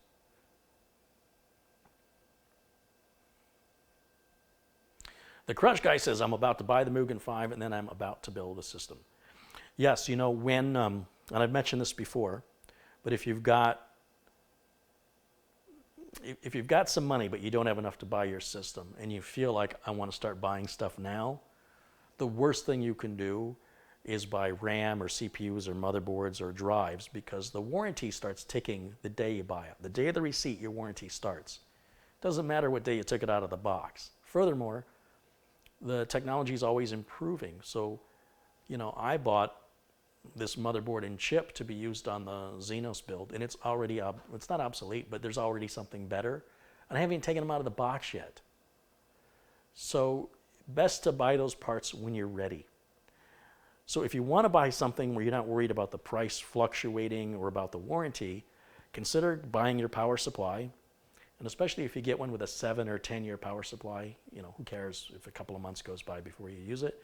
The price is pretty well stabilized on power supplies. Or if there's a sale and you want to buy the power supply and take advantage of the sale, go for it. Same with the case. Really no warranty to be had on a case usually, or a warranty claim, I should say. And then, of course, if you do order a case, do check it for any damage from shipping. You know, open the box right away and look to make sure it's not damaged. Beyond that, you can stick it in the closet for months. And then the final thing would be buying that Mugen 5 cooler. It's not likely going to go up or down in price anytime soon. Certainly not by any significant amount. And warranty, again, is you're really not going to have any warranty claim. Those are the only three components I would, you know, if you're somebody that's like, I'm buying it piece by piece, those are the only three pieces you should be buying in advance. Motherboard, CPU, RAM, storage. Wait until you're ready to build. Just keep hoarding that money. Do what you can to hide it so it's not tempting to spend it. And then get what the latest and greatest will get you at that time. Your money will go further and get you faster parts the longer you wait. That'll be always the case. There's always something new coming out. There's always something faster, smaller. And that reduces also the price of the previous generation of stuff. So you could potentially get more for the same amount of money if you wait. And then, of course, your warranty will start when you buy it.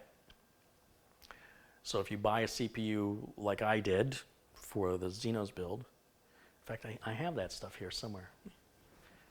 I've got it sitting on a shelf back here. I've got the motherboard and the CPU, and they've not even so much as been opened. Yeah, here's the motherboard. What did I do with the CPU? Got the CPU here somewhere. Ah, here it is. Oh no, that's not it. No, this is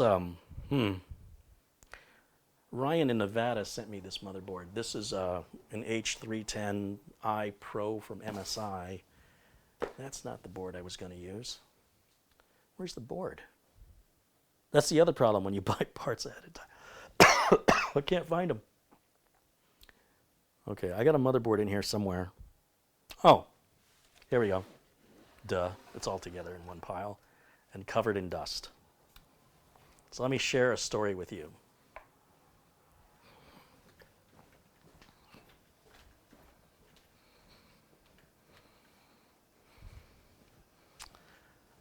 I have, oh, you know what? This is still a good board. I guess I was, I thought the H310 was the board I bought. So I think I just bought another one of these. So this is a Z390M Gaming from Gigabyte. This is a GeForce GTX 1660 Ti, which is cheaper now than when I bought it. The tape is still sealed. These boxes have never been opened. And Intel likes to give you these stupid bags. And in here, I can't remember what chip. I think this is a 97. No, the 9700 doesn't come in a big box like this. I think the 9700 is in a flat box, if I'm not mistaken.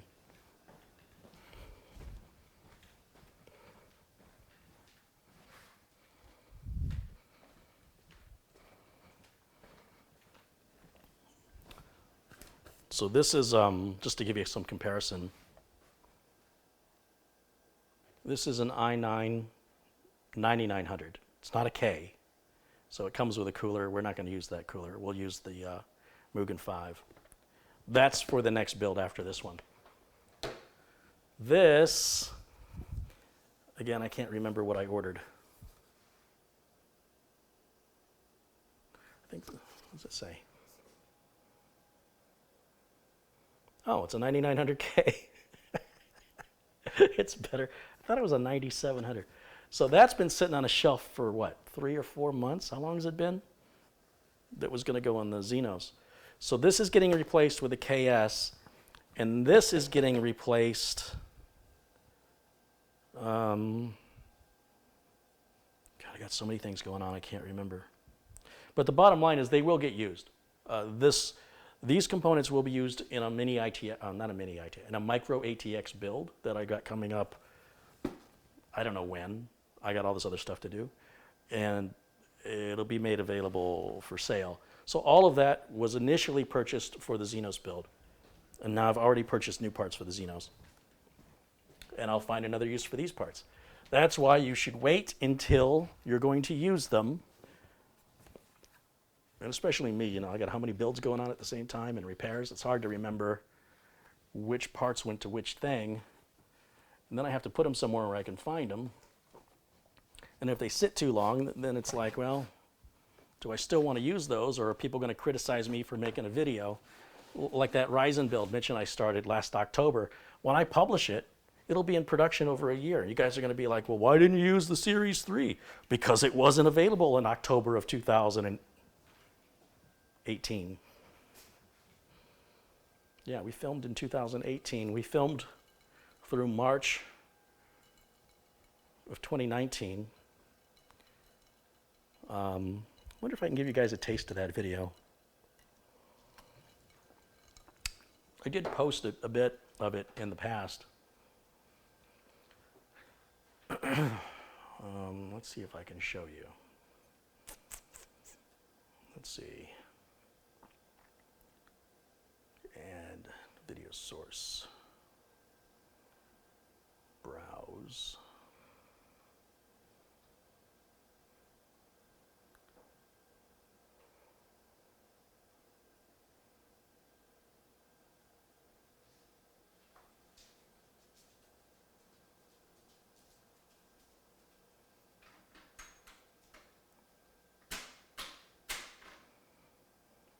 Yeah, we had some fun with this. You can kind of see the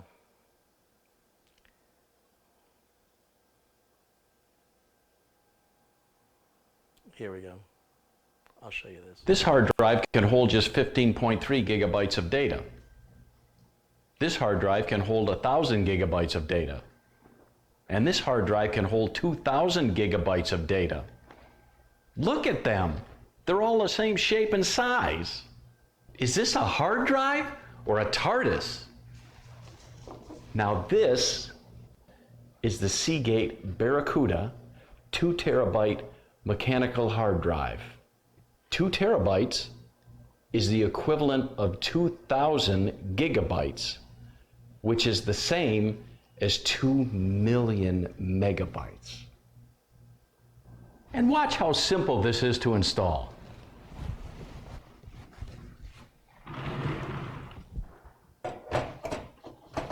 With the connectors on the hard disk drive facing away from you, simply insert the drive into any of the 4 available slots in the case. It will automatically lock into position.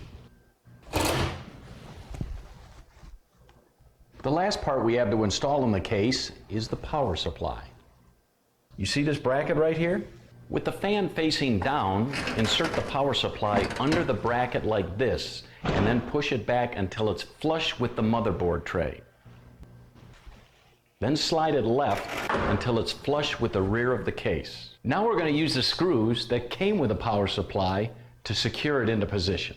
Now I simply install one screw in each corner of the power supply and tighten them down just like this. Now we finished our case preparation. I'll bet you didn't think it was going to be this easy. Look at that. Isn't that amazing? But now, you know what that means? It's motherboard prepping time, baby.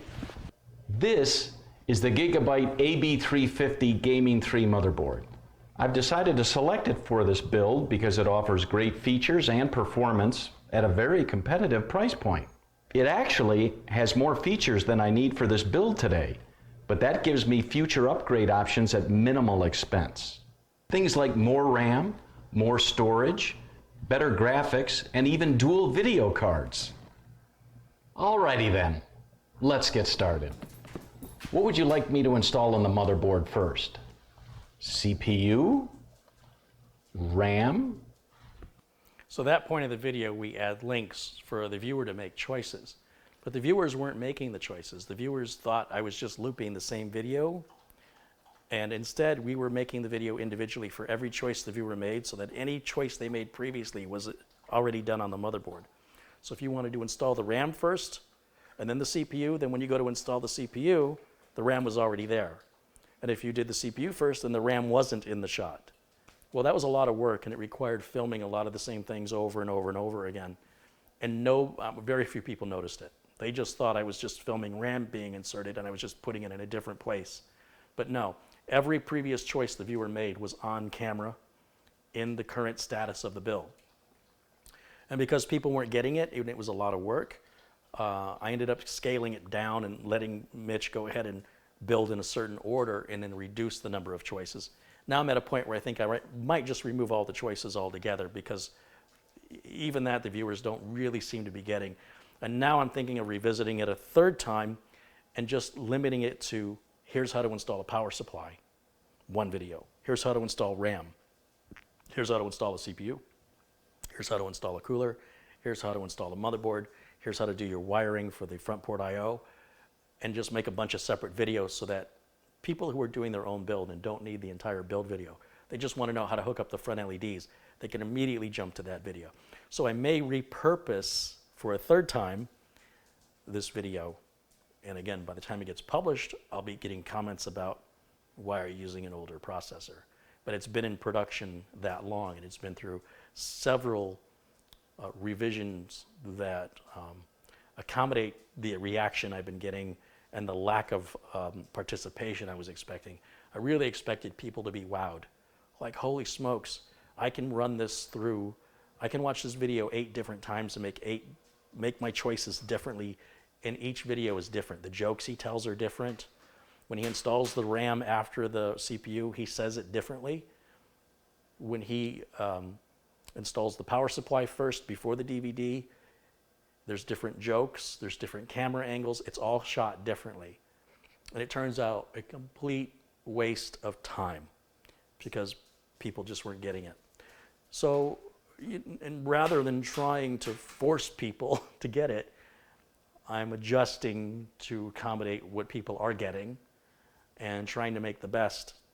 And that computer is an investment. There's over $1,000 in parts sitting, not to mention countless hours invested by myself and Mitch in filming, scripting, and editing. And it's sitting on the cutting room floor until I have time. That's the benefit of doing the live videos, right? I can do this, I can chat with you guys, and then when I get to doing the build, that can all be edited later, and the build video can be concise without all the chit-chat in it. And in the meantime, we get to hang out together.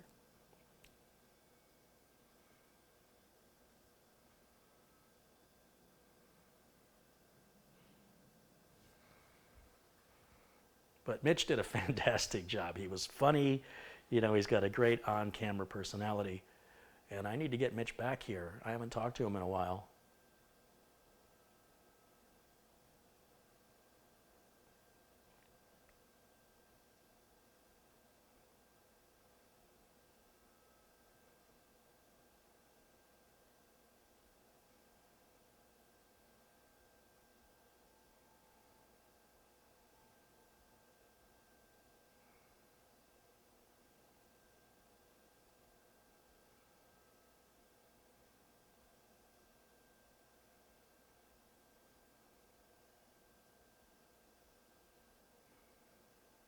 Past me has contributed €2. He goes, here's 2 for the dogs and 10 via PayPal. Hey, thank you. I appreciate your continued support. I wish I knew what your name was, but I guess I'll just call you Past Me.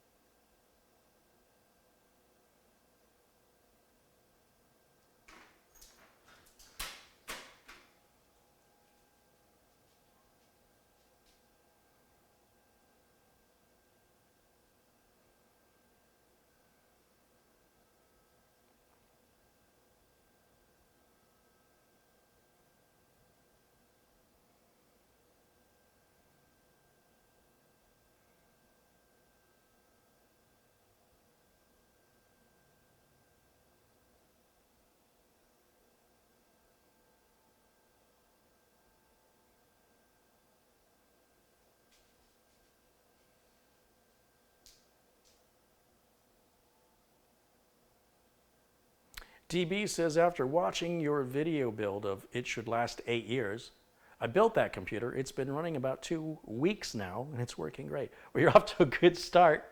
You just have about, I don't know what, 700 more weeks to go?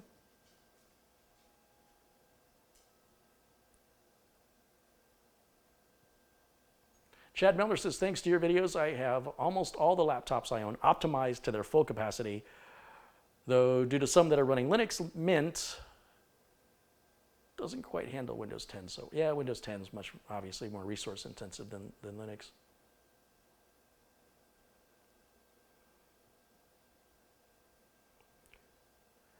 Catherine says, there's the Noctua NHU14S that fits on Thready.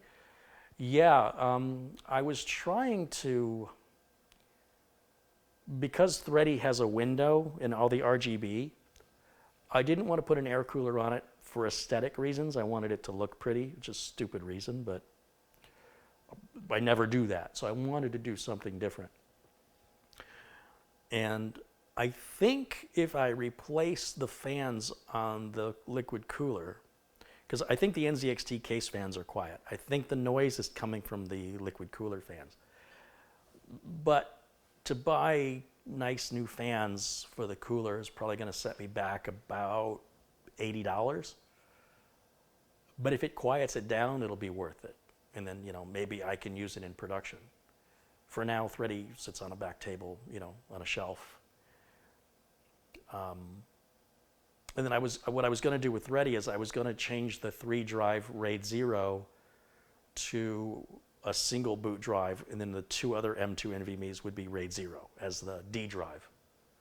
But now that the BIOS update and driver updates have seen those read and write numbers of 9,000 megabytes a second, now I'm a little more willing to put up with the inability to boot every time there's a BIOS update, or if the OS has an issue, I have to have a special boot disk in order to see the RAID array, or you're just out of luck.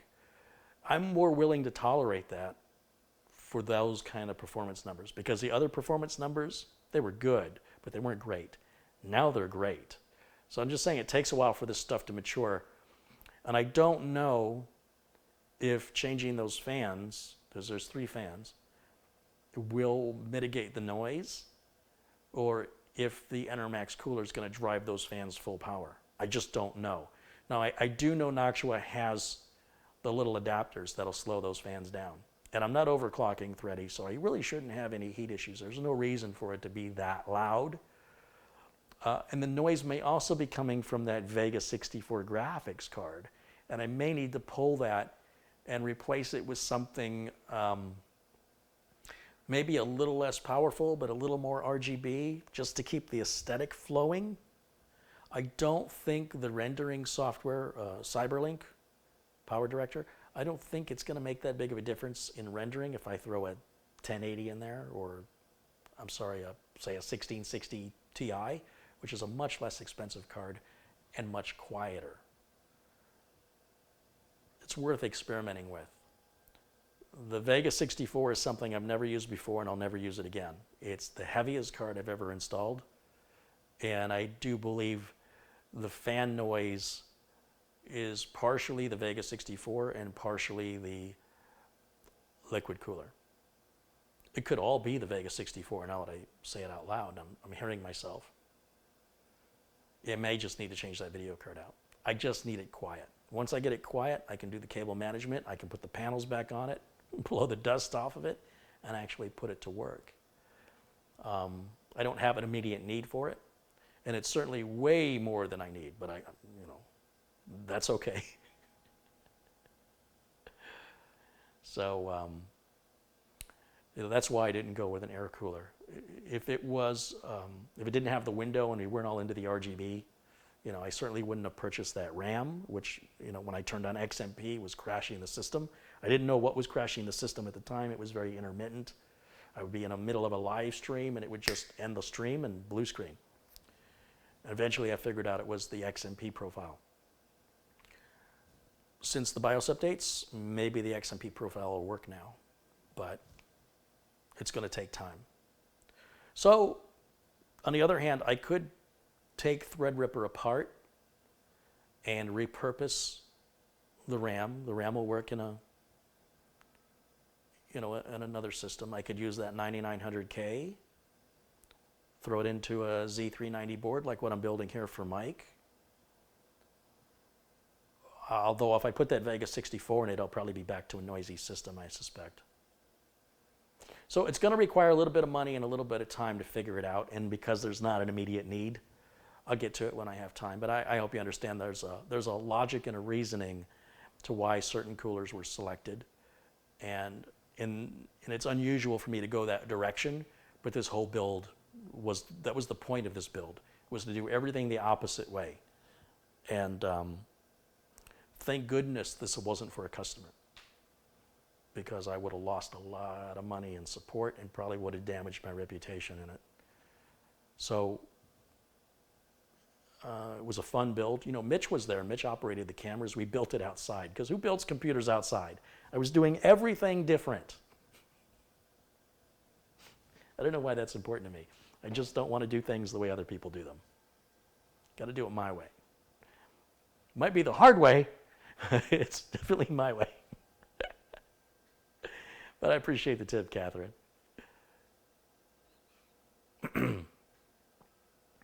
I do want to use Thready. I really don't want to pull the board. It puts so much time and effort into it. I hate to give up. I'm somebody, I don't like giving up, ever, on anything.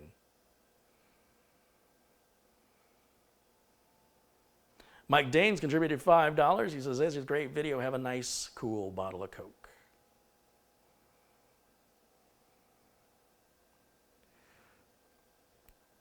Do you have any plans on doing a mini ITX HTPC build? I just did the Intel Nook. Doesn't get much smaller than that. Not much of a build. It's bare bones. You throw your RAM and your storage in it. And I don't have any buyers for that. That's available for sale if you're interested. And if there's any builds you want to see, just order them.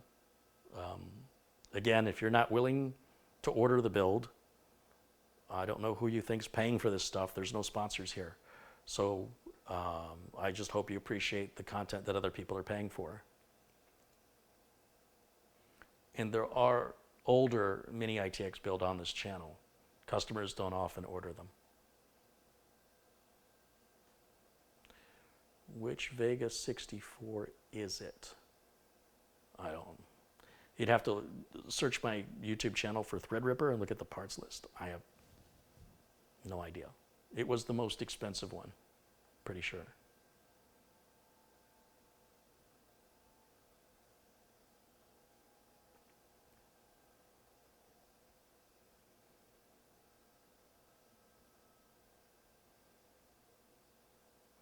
36 pounds says 8 years is only 416 weeks. Thank you.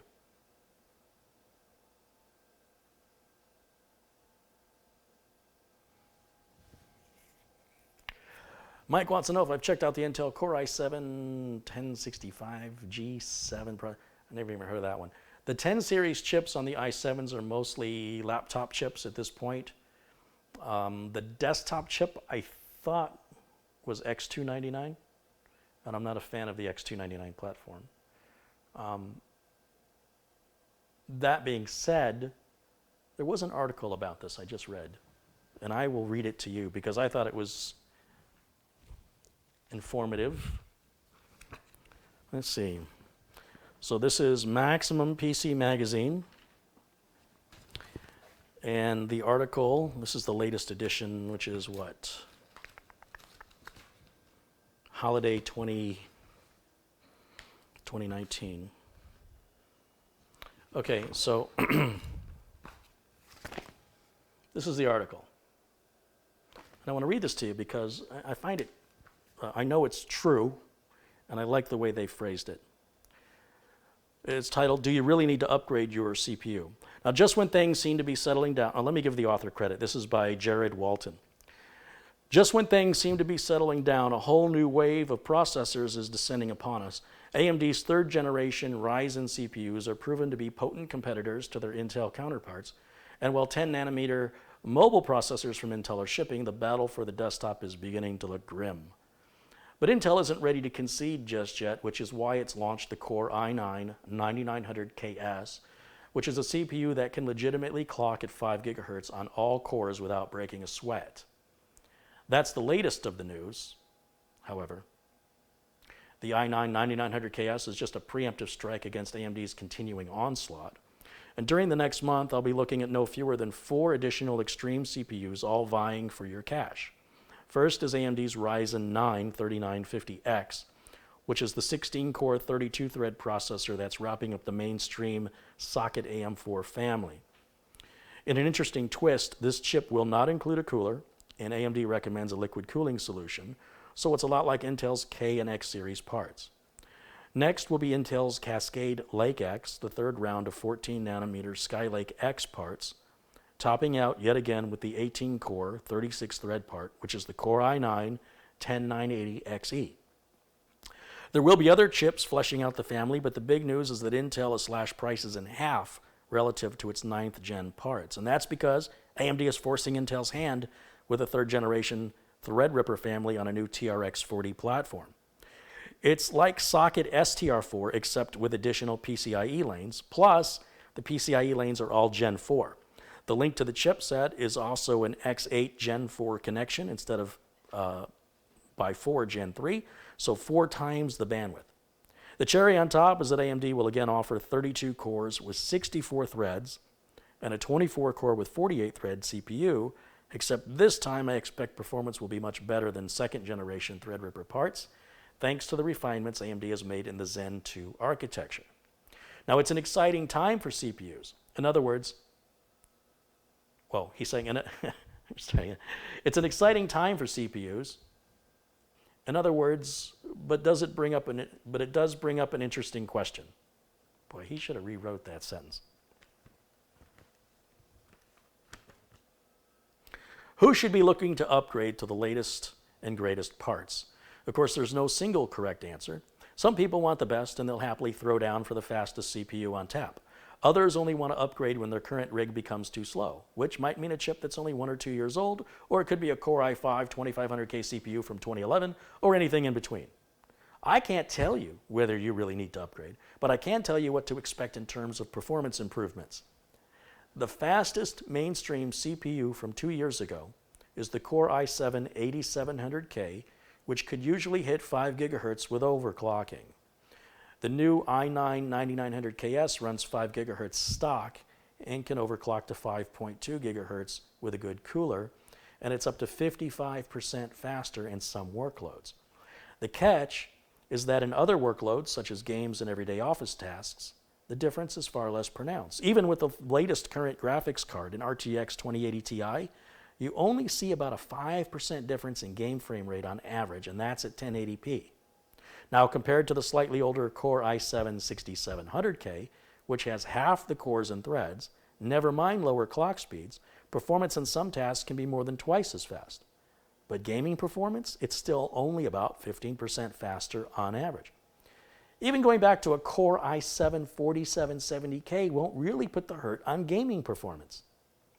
The i9-9900KS is nearly 50% faster at 1080p Ultra, but only 10 to 15% faster at 1440p Ultra, which is what you'd likely be using if you're using such an extreme, you probably have an extreme GPU if you're going with an extreme CPU. But for the subset of users who always want more CPU performance, hang on to your wallets, because Intel may have changed its prices on its high-end desktop lineup and cut them in half, but AMD is filling the gap. The 24-core Threadripper 3960X is going to sell for $1,399, while the big behemoth 3970X from AMD will take over Intel's former $1,999 stomping grounds. I'm still looking forward to seeing it chew through multi-threaded workloads such as Cinebench, even if it will probably trail the 9900K in gaming performance, and it's a wonderful time to be a hardware enthusiast. So whether you need to upgrade, is it worth getting this chip or that chip? These core speeds are mostly settled down for the last 6 years. I've got client machines that I'm upgrading strictly to get them into NVMe M2. The motherboards, the Z97 boards, don't have it, at least the ones that this client has. Systems are still perfectly fine. I just want to see them, get faster and bigger storage. And the systems are 5 and 6 years old. It's time to replace them in the office. If you're a gamer, you're not really going to see much difference. Put your money into your GPU. A lot of it depends on the game and the settings. But I like that that's not coming from me, right? That's coming from a journalist, and not just any journalist who reports on car crashes and weather and computers, but they only do computers. So I appreciate their perspective and the balance that they have. And I thought there was another article in here regarding, they had a nice story here about comparing M2 versus PCIe Gen 4 M2 versus SATA SSD. And I'm going to cut to the chase on this one. There are arguments to be made for each type of solid-state drive. PCIe Gen 4 provides blisteringly fast transfer speeds. SATA is cheap and effective. PCIe Gen 3 occupies a comfortable middle ground. So for that reason, Gen 3 is the winner. It's the best of both worlds, providing speedy transfers at a reasonable price. Unless you're really on a budget, it's not hard to recommend M2 drives to anyone planning an upgrade or an entirely new build. Gen 3 M.2 SSDs are plentiful, not too expensive, and provide a huge performance boost over SATA drives. Really, though, it's important to remember that all of these drives are perfectly viable choices depending on the purpose of your build. A small but super speedy M.2 SSD can be perfect as a boot and primary storage drive, with two cheaper and larger SATA drives supporting it for additional storage. SATA drives are perfect for budget builds. PCIe Gen 4 is ideal for workstation systems, where the user will be moving numerous files around on the regular.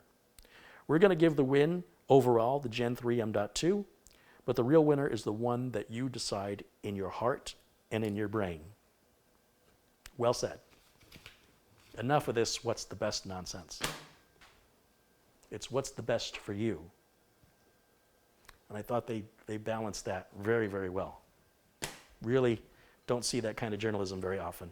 You often just get one side. So I like how this seemed more balanced.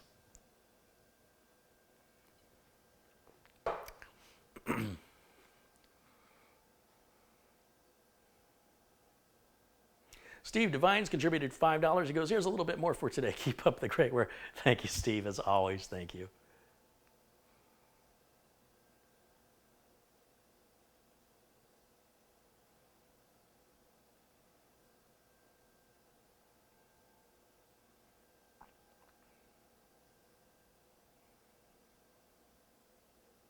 Good to make quick tip videos of those articles. Well, hopefully my sister will see that, and she does all the quick tips videos.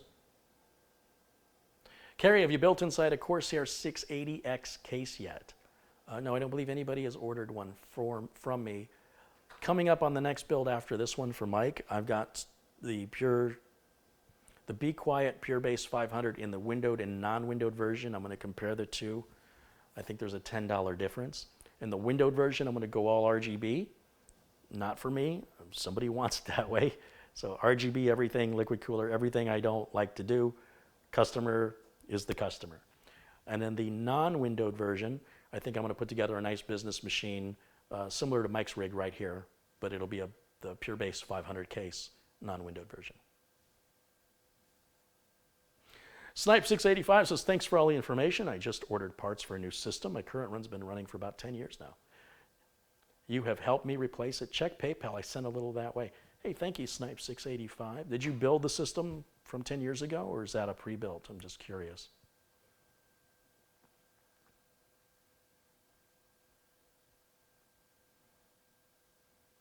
Instructional video on using a magazine. Maybe kids have to be explained that that doesn't have a power button. It's called a Bach. That's a book. How do you turn it on? How long do the batteries last? Where's the volume control? It doesn't have a power button. Okay, boomer.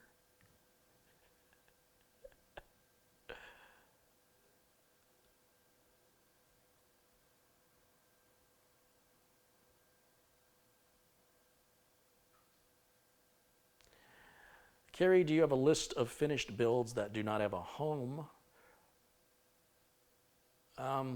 Right now, there are no finished builds outside of the Intel NUC. There's going to be very soon. There's going to be about 4 or 5 or 6 finished builds by the end of the year. And when they become available, I'll let you know. But there's one that's basically going to be this, only not with this CPU. It'll be 9700K because it's a lot more affordable. 16 or 32 gigs of RAM. An Intel 2 terabyte M.2. But here's the thing, like I can change the RAM and the storage to whatever you want. That's easy. The build will be done. There'll be a video on it. And it'll be the same motherboard, which is the, no, not this board. It'll be the same as the previous build, the Gigabyte 370 H. Is it the H3? I'm trying to remember the name of the board I used on the Wall Street build. Basically the Wall Street build without a graphics card. And the great thing about this is they're a great base to start with. You can take it as is, or you can have me change the RAM, the amount of RAM, the storage, if you want faster storage like a 970 versus the Intel. You want smaller storage, so you don't want 2 terabytes, you want 500 gigs. We can modify all that for you to customize it. And if you want to throw a graphics card in there, we can do that too. So that's the benefit. Like those will be ready to rock and roll with any modifications possible because all the hard work will be done. Power supply's in there, motherboard's in there, latest BIOS, operating system, activated, legal, and then again, like I said, storage, RAM, we can adjust it if you want more or less of any of that. And then graphics card if you want to do that. Or you can just buy it and do it yourself too. So that'll all be available. There'll be about 4 or 5 of them. And I expect even the streaming computer I use here will be available because I want to replace that with an Intel unit. And I'll be honest here, I don't have any reason to replace it. The AMD 2700X that I'm streaming to you on now, for the last few months, I have one thing to complain about, and that's the stock cooler. But I don't run, if this was an Intel system, I wouldn't be running the stock cooler. So that's already a plus on the AMD side. But sometimes you'll hear the cooler ramp up and down while I'm broadcasting. And I could take it apart and put a Mugen 5 on it, but I think somebody out there is going to want this. It's the Wraith Prism cooler with the light that goes around in circles. And I think whoever I sell it to is going to want that. So I'm not going to spend the money and the time to adjust it. I'm just going to replace it with an Intel. It's been a little over a year. and I don't need to change it out. There's no reason, like as far as production. The only reason is to be having the latest and greatest because I'm a tech and I'm supposed to. And then I'll just sell it, used. These other systems I'm selling are brand new. They're brand new systems that the ones I'm talking about I can modify. Those are brand new. But there's a couple of used systems. There's this one, and I've got the Core i5 8400. That's in my office, and I'm going to replace that. I think I'm going to start using that Nuka-Cola build with the 8086K, because that's a real crime to have that sitting in my office not being used. That's a real crime. I need to start putting that in use. My office computer, I need to also throw the graphics card in there because I can't do any video editing on it. I've got to do the video editing out here in the kitchen on the streamer because it's got the 1080 graphics card in it. I won't sell it with the 1080. Well, let me rephrase. If somebody makes me a really good offer. The problem is, because it's a used 1080, somebody's going to want a discount. And I'm going to have to buy a new graphics card. And I'm going to lose money on that, right? Because the 1080 works fine for me. I'm best to really keep it. But it's all open for discussion and negotiation. If you're interested in purchasing any of the machines from me, just kick me off an email, especially after you see a video where I say it's available. The only thing I have available right now is the Nook, the i7 Nook. That's ready to ship. It's good to go. Again, unless you want RAM or storage changes to it, which are done relatively simple, quick. But other than that, right now, nothing else is ready to go. Hey, Mitch Morrison joins us. Hey, Mitch. There he is. Now we can start the build, finally. I'm just going to blame Mitch. Mitch, I was waiting to begin until you got here.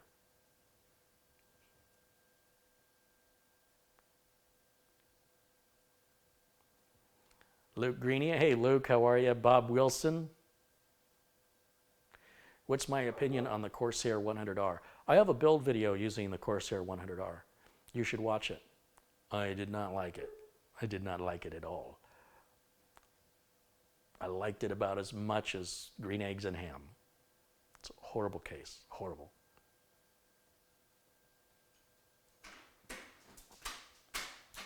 Bill Bowers contributed $5. He says, hey, I'm a little late to the show, but I wanted to show you my support. Hey, thanks, Bill. Listen, I've just been chatting here for the last 2 hours. You haven't missed anything.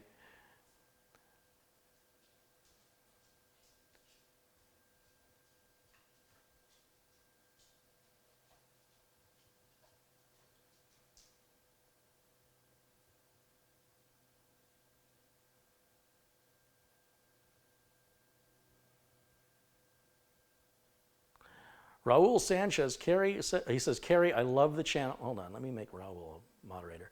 Carey, I love the channel. I can't decide which AMD chipset to use.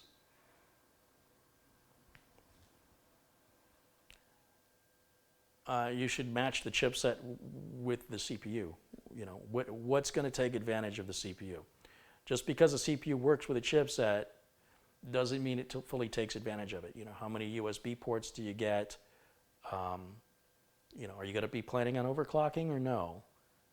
How many PCI Express lanes does it offer you? How many M.2 slots does it have? How many,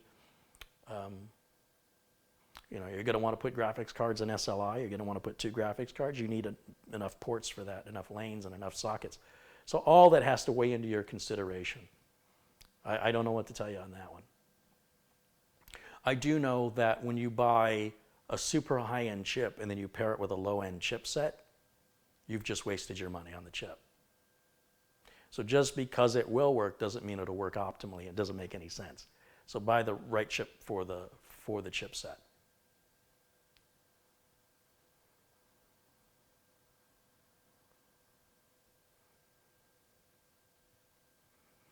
Like I said, on the 2700X that I'm streaming with, that's an X470. And I really struggled with it. And I want to reiterate, the last time I tried to get NVMe performance out of this, it was performing at about half speed. And I've got a video detailing, and I did whatever you're going to suggest, I did it in the video. all those tests and couldn't solve it. And I'm wondering now if through the latest BIOS updates and driver updates, if that issue is resolved. I got so ticked off because I spent all this money on an NVMe drive and I was only getting half of the performance I was supposed to be getting. And then I said, well, it's a streaming computer, it really doesn't matter. So I just put a cheaper SATA M.2 in there. So for me to test it, it means I have to take the whole thing apart, image it with a Cronus to an NVMe drive, put the NVMe drive in and then run the test that if I'm still back at those same speeds, it was all for nothing. It's part of the reason why I want to kick it out. On the other hand, I don't like to give up on things. I don't like to have a problem unsolved. And there's this little part of my, well, there's a big part of my brain that's like, do it. You gotta know, you know? It doesn't matter if you're gonna sell it. You've gotta know, is it working now the way it's supposed to? Because everything else that I was having problems with is now working. Maybe that's working now too. But ultimately, even if it's working and I leave it swapped out to NVMe, there will be no real world performance difference for me. It's still going to stream at the same frame rate. It's still pretty much going to boot in the same amount of time. OBS, you know, might load a couple milliseconds faster. And when I render videos, maybe they'll render a little quicker, but I'm not doing much of that anymore. I've offloaded 99% of that to my sister now. But feel free to ask in the chat. Ask Catherine Anna Hauserman. She's more on top of that. I'm sure she'd be happy to help you.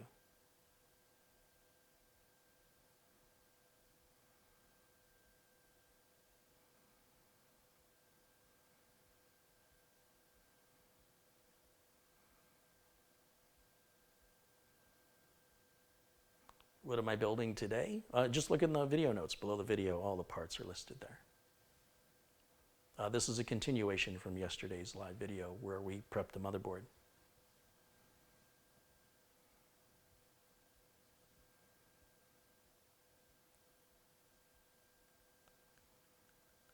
Bordura Catalan says hello. He says, I missed some contributions. Uh-oh, let me go back and take a look.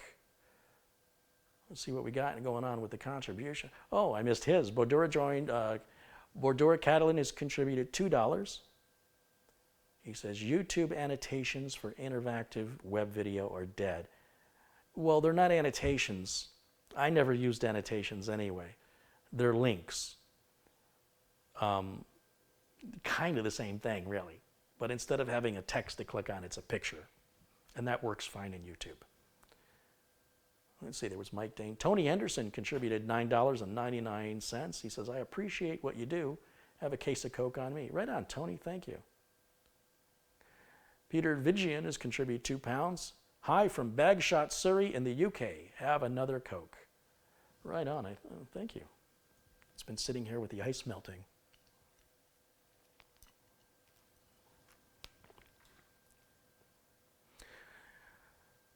Not quite sure if Chris Jones contributed £10. Merry Christmas, Carey, and everyone. Thanks for the videos, Carey, and for introducing me to the Mugen 5. Brendan Looney contributed £2.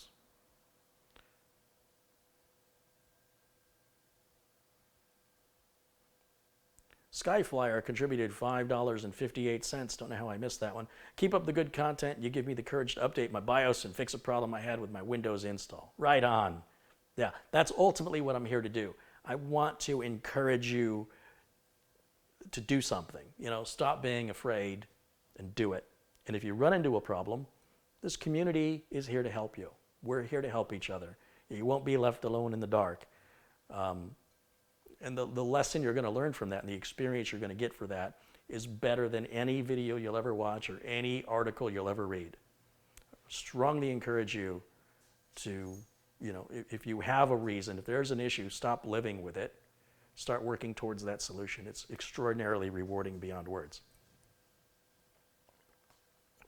And then you're going to sound like me afterwards. You're going to be like, man, I should have did this months ago. And when your friend says, oh, I got this problem, you're like, well, fix it now.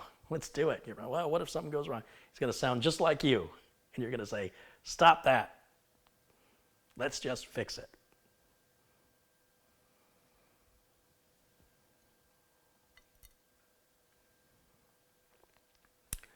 A lot of contributions today. Thanks, guys.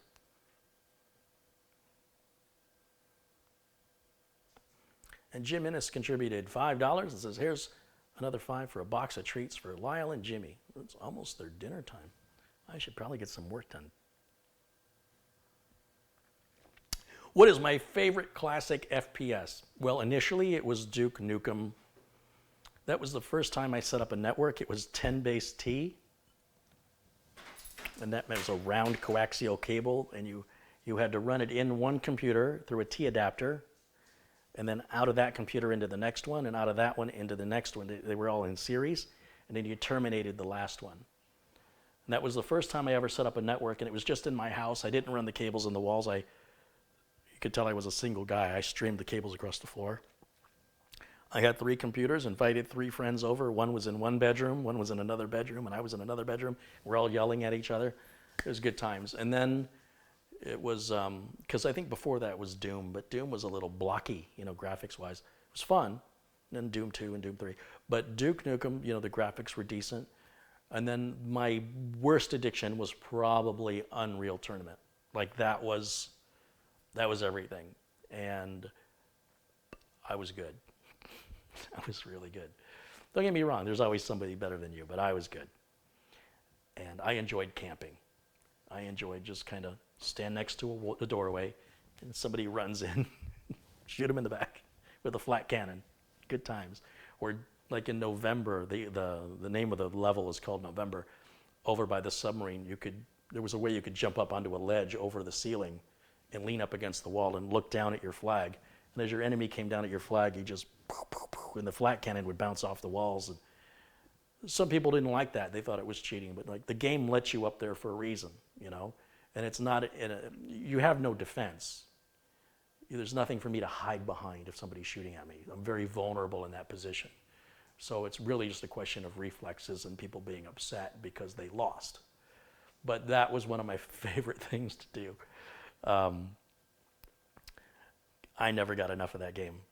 I really, really, really enjoyed Unreal Tournament to an unhealthy level. I don't know how many hours of my life I'll never get back because of that. Let's see.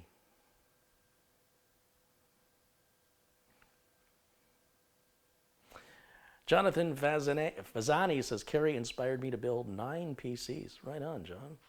Why aren't you a moderator? We'll make Jonathan a moderator.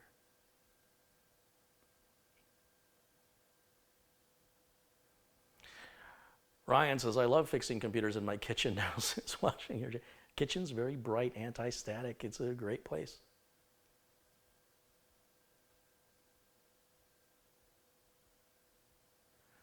Can anyone explain the difference between the 2070 and the 2070 Super? The Super, I think, is a little overclocked. It's a little better performance, if I'm not mistaken.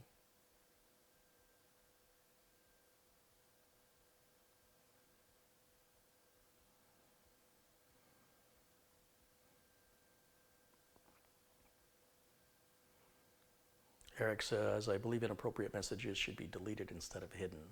No. There's no option to delete a message. You can either hide a user. Well, I guess you can remove the message altogether, but you can put the user in timeout, or you can hide the user. And I don't know if a message is all in caps that's offensive. I mean, if somebody's being vulgar, that's one thing. But I don't want my mods exercising judge, jury, and executioner because that may cost me a legitimate viewer who just wasn't aware that what they were doing was considered rude. Maybe they don't communicate well, or sometimes we have people that are vision impaired and they're typing in all caps because that's the only way they can see, and it might be a little annoying, but it's different than being vulgar. So I think the mods are doing a fantastic job, and you guys just keep doing what you're doing. I think you're doing great. But were you godlike? Once in a while, you do a bunch of kills in a row, and then the godlike, it would do that voice. I didn't get it all the time. It was, no, it wasn't that good. But a couple times. In fact, I made a mix CD that I could play in the DVD drive of all heavy metal music. a group called Prong. Snap Your Fingers, Snap Your Neck. What a great song to play. Anything by Nine Inch Nails. Put that stuff on. Load up Unreal Tournament or Duke Nukem. Go crazy. Good times.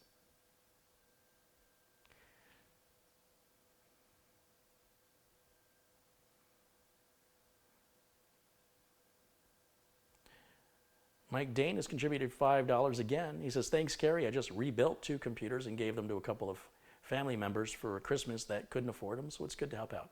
That's the best, isn't it? I mean, it feels so good when somebody expresses gratitude and joy at something when they appreciate something you did for them. When somebody doesn't appreciate it, like, I get some people here on YouTube that don't appreciate the amount of time and effort and money I spend to make these videos, and they don't give anything, they just take. I don't know, it kind of hurts a little bit. So, it's so rewarding when somebody appreciates what you do for them, and it was really nice of you to do that.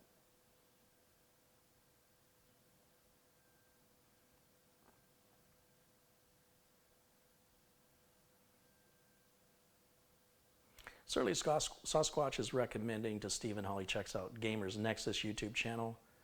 I'm not sure what that's in context to, but I really enjoy Gamers Nexus. Steve over there knows his stuff. I have a great respect for him. I talk about a lot of hobbyists and enthusiasts in the industry. Steve feels more like a journalist, more like an in-depth, unbiased journalist. He doesn't seem like a fanboy. Doesn't come across as biased at all. He seems to just be interested in facts regardless of his personal feelings. That's the gist I get, and I appreciate that kind of thorough and genuine distribution of knowledge. I really respect that guy. And furthermore, the quality of their videos and their editing is fantastic. Super fantastic. When I grow up, I want to be just like him. I don't know if my hair will grow that long. But yeah, if you aren't subscribed to Gamers Nexus and you like technical information that's not leaning towards Intel or AMD, but it's more level, I think they're an excellent resource.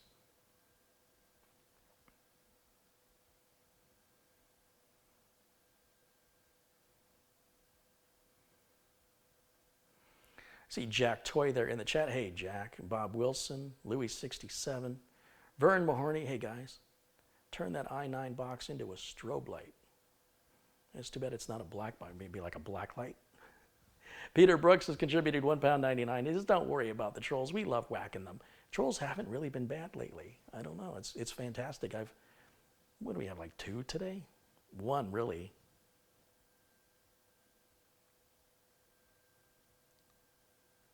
I think the latest Call of Duty game just broke sales records. Was I reading that in this magazine? It seems like every new game that comes out breaks the sales record. It's like there's more gamers now or something. I don't know what's going on with that.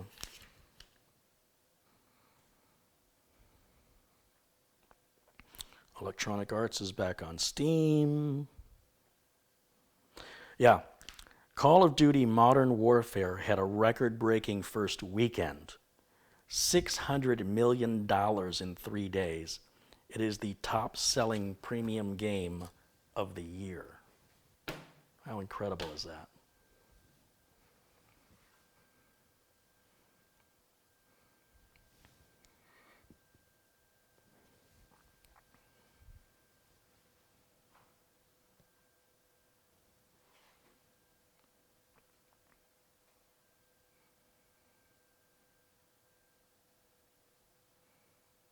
Mark Y says, I'm no troll. I can just come off sharp at times. Well, you know what, Mark? I'll make you a moderator since you said that, because I'm the same way. And if I know your name is in blue and you come off sharp, at least I'll know, because I won't remember, with all the people in the chat. But if I know your name is blue, then I can take what you say sort of on the positive side rather than the negative side. So thank you for clarifying that. I don't have a problem with people being blunt. In fact, I encourage it. Just don't be insulting.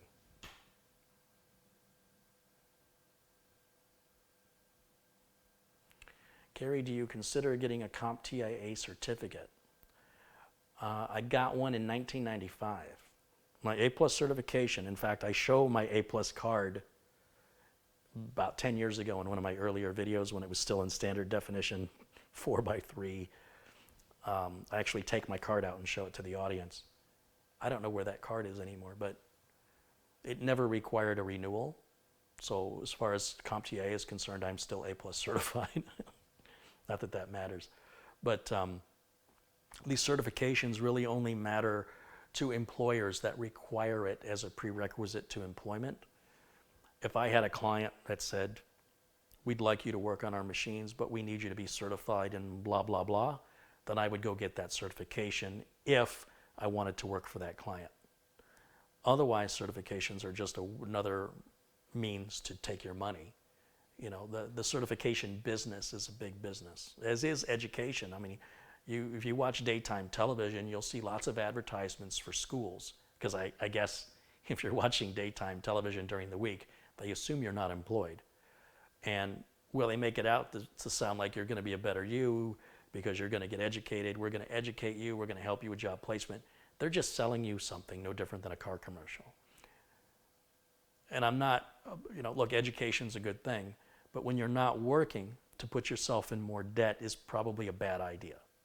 So I would suggest finding an entry-level job in the career you want to get into. So if you wanted to be a tech and you didn't have the certifications or experience, start with applying for phone support.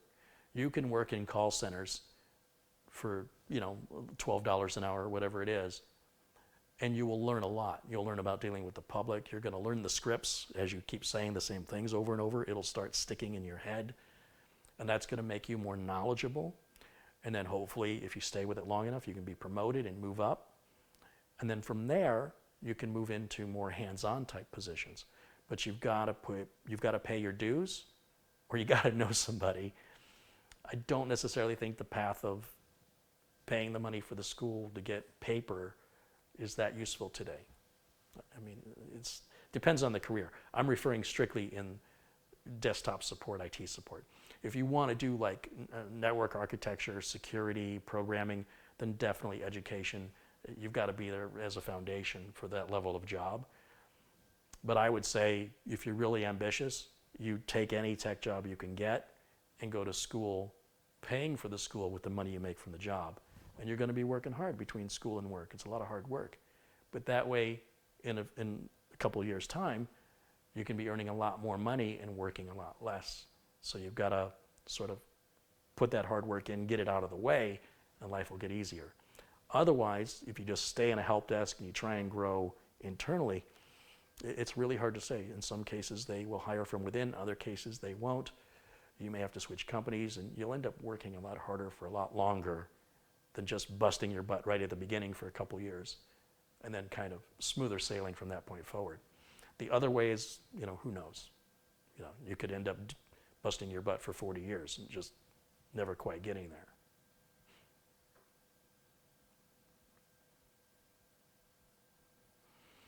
$12 an hour for working at a call center? That's ridiculous. Is that good or bad? I don't know. My friend worked at a call center here in Arizona for Apple, but it wasn't Apple. It was a company Apple contracted to. And he never showed up late. He had very few sick days, never so much as took home a pen from the office. Very honest guy. And he was promoted, I think just like he was above a regular, like he could make decisions. He had authority to make certain decisions that other call center employees couldn't make, but he wasn't quite a supervisor. But he was on his way to becoming a supervisor. And I want to say they paid him $12 an hour. This was a few years ago. And Apple decided that they didn't want to use this contractor anymore. So like the contractor has to have certain levels of customer satisfaction about the calls, the amount of time the calls take, getting the call right the first time, and then what the call center is charging. So if any of those three things are off, so like let's say the call center is doing everything they're supposed to be doing, but Apple found somebody that claims they'll do it for less money. So even though they didn't do anything wrong, they lose the contract. Well, they lose the contract, they don't need the employees anymore, and my friend's out of a job, though he did nothing wrong. That's a consequence, of working for somebody else. Your future's out of your control. What would have happened if he had just signed a 60-month contract on a new car? And now how's he going to pay for it? It's not like he saw this coming. That friend today is a truck driver. I see a lot of people get burned up in IT, and they do something entirely different. They run away from IT. And he's been a truck driver now for a couple of years. He really enjoys it. He's a single guy. He sold his house. He lives out of his truck, and just putting all the money in the bank. So things work differently for different people. But he definitely likes the stability a lot better.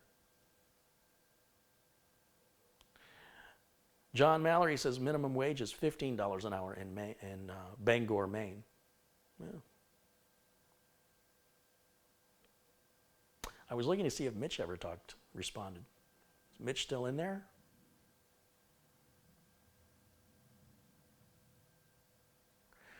Matthew Disbury says, I just sent $5 Australian. Have a Coke or 3. Keep the videos coming. Merry Christmas to you. And I thank you, Matthew. Let's make you a moderator as well. Mike Dane says you get paid $12 an hour to get hung up on. That's funny. I was looking for any. Come on, Mitch. Are you in there?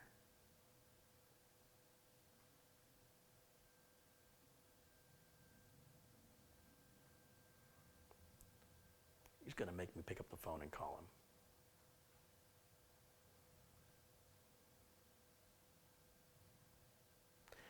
Dave Murray's in the chat. Hey, Dave, from Bonnie, Scotland.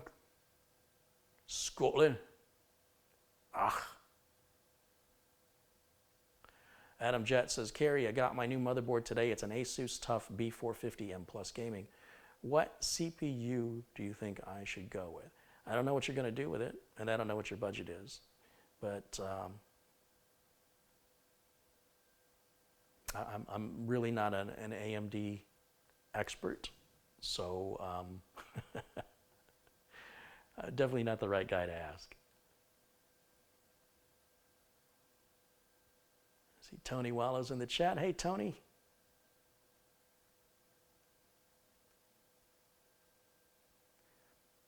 Yeah, Mitch never responded. Are you being shy, or you just have a life? He's probably just being shy. There he is. All right, Mitch. Well, Mitch, I was waiting for you to start putting the motherboard in. It's been 2.5 hours of me chatting and doing nothing. That's not true. I'm just messing with it. Mitch has been a stranger. I haven't talked to him in too long. We gotta get together at some point, Mitch.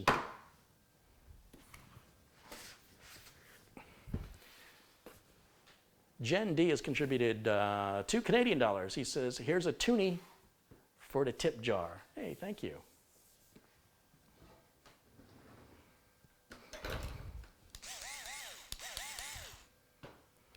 Am I actually going to get any work done today? I don't know. I was going to skip today. I've had a challenging day today, and I've been trying to lighten my mood up. I don't want to screw this up. I will say that when you're when you're working on a computer and you are, if your mind's not totally focused on what you're doing, that's typically when mistakes are made, at least in my life. And so, to be completely honest, I was going to skip today. I really had some things going on that were emotionally challenging, and I thought, this may not be a good day. But I also know Mike is waiting. He wants this done. And I thought, I'll come on here and see if I can feel a little better and kind of get my spirits up and put me in the mood. And so there you go, Mitch. You've done it. All of you have done it. Mitch says, let's build another computer. Mitch, I got like 4 over here to do. So anytime you're ready, man, like anytime. Glenn Davies has contributed $5 Australian. Says, with a Christmas in the Southern Hemisphere, we usually have a barbecue. I'll keep the Vegemite at the opposite end of the table if you ever visit. Yes, please do. And I'll make you a moderator. There you go, Glenn. Thank you for supporting the channel. Carl says 2.5 hours and he almost uses the first tool. Yeah, I know. I'm like, you ever call the cable company and they're like, we'll be there between 10 and 2.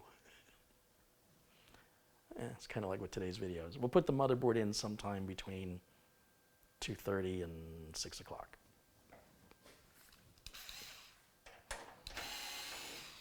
This is super easy though. I mean, you know, it doesn't take very long.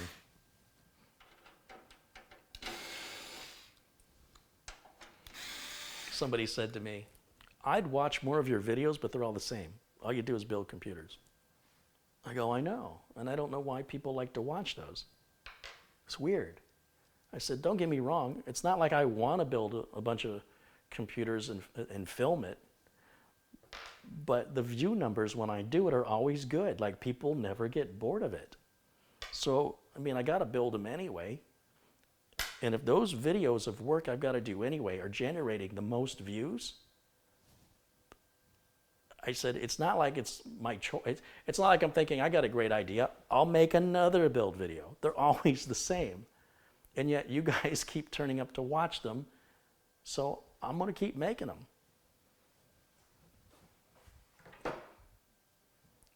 It's not my place to understand what the appeal is to watch me do the same thing over and over and over again. But I'm not complaining about it. I just don't understand what the appeal is. Like I said, I got to do it anyway. And if you guys want to watch, well, that's just fine with me.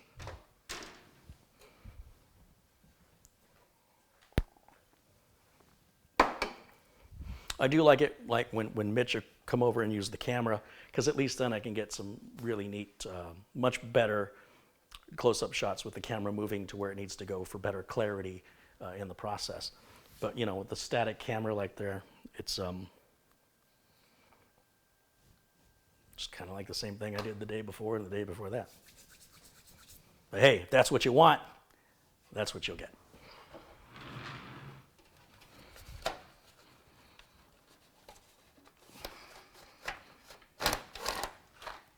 But the part of it I like is just the interaction. I like hanging out with you guys. Kevin Sears says, I'm a retired tech, so I'm living vicariously through you. Well, that's just sad, because I was living vicariously through Mitch.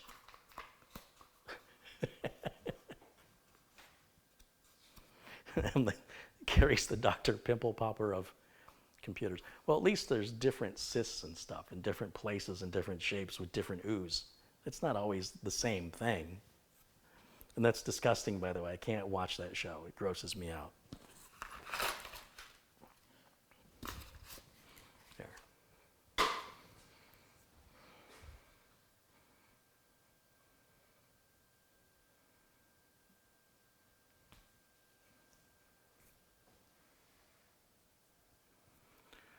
John says, I'd love some shorter build videos. Again, the build videos, when they're live like this, they go on because we're hanging out. They get edited down, but even edited down, you're still looking at 45 minutes to an hour and a half to cover all the wires. I personally don't like build videos where the host of the YouTube video says, first step is to install your motherboard, and then the motherboard's there. They don't show how they installed it. Like, to me, that's not useful. But what you can do is there's a little, like when you watch my videos back, not the live ones, you can speed up the video to like 1.5 times the normal speed. So it's not too fast, but it's faster than, you know, it moves at a quicker pace. And I will tell you this, if you download one of my videos and you want to edit it down to the length you think it should be, and then upload it to like Google Drive or something and let me see it. If it's comprehensive, if it's comprehensible, I'll post it and give you credit for the edit. I'm not sure if you understand how much work that is. But if you want to do it, I'm open to seeing what you can do. I despise editing. It takes a lot of patience. You got to watch the same thing over and over again. And then sometimes when you cut too aggressively, you'll get a ton of comments that, well, you never showed this, you didn't show that. But you got it done quicker. Let's put our power supply in. The power supply we're using is the RM750X from Corsair. Glenn Davies says the only way I could get my computer to move any faster is to roll it down the stairs. Well, at least once anyway. Documentation. Big old power cord. We've got some nylon zip ties, a Corsair Go Faster sticker, and black case screws.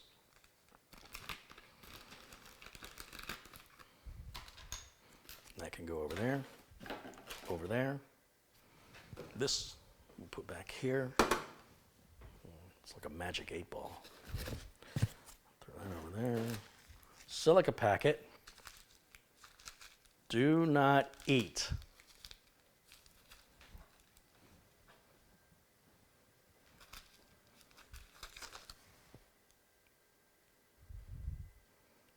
Do not eat.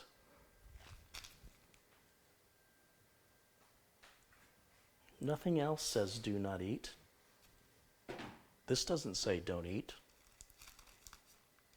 So is it okay to eat everything else that doesn't say do not eat? You can eat all of this because it doesn't say do not eat. But this, don't eat. Okay. Here's the thing you need to know about this. First of all, it's very dry. The chemicals in this are inert. You understand inert, I-N-E-R-T? The reason it says do not eat is it's a choking hazard. Just so you know. At least for humans.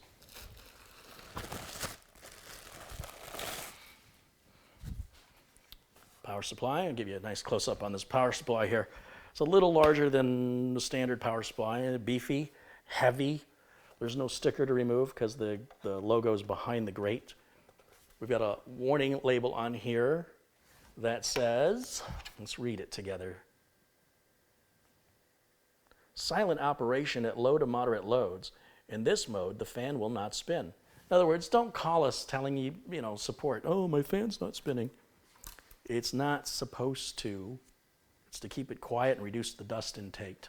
Intake. And the last thing in the box we've got is the bag of cables. Motherboard, SATA cables, all that's right in there. And this can go right there. All right, let's get this power supply put in.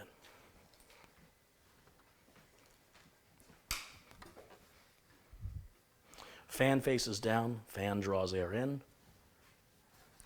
And a power supply, just so you guys know, this power supply is going to draw air in like a vacuum cleaner, and then it's going to blow it out right here. None of the air goes into the case. You could put it with the fan upside, with the power supply upside down, with the fan facing up. It will mount that way if you want it to. The problem with doing that, and you will draw the hot air of the case into your power supply, so your power supply won't be as cool. And if you're working on the system and you drop a screw inside of here, there's 120 volts rolling around in there with a screw. And if this is plugged in, even with the power switch off, big loud bangs and sparks and fire could happen. So I suggest we put the fan down and make sure that your case has room underneath. Like if you've got thick carpeting, raise your case up so it can breathe, so your power supply can breathe. People, just to give you an idea of the mentality of the internet, people have great anxiety about the temperature of their CPU or the temperature of their graphics card. But the core of the whole system is your power supply. And what's the temperature of your power supply? Well, I don't know. Well, don't you think that's more important? Well, how do I do that? Well, as far as I know, they don't offer an option for that. So then I can't. Well, you know, that may be a good thing, because otherwise you'd have something else to have anxiety about. I just think it's weird. People care about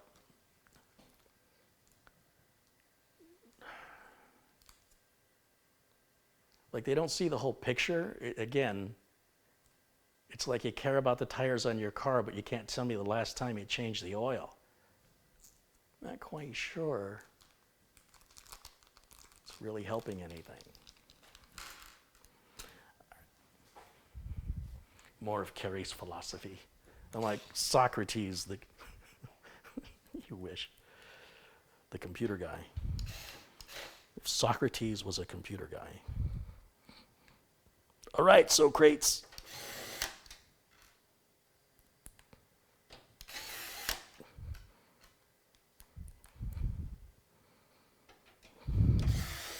I think these videos have more humor when Mitch is here.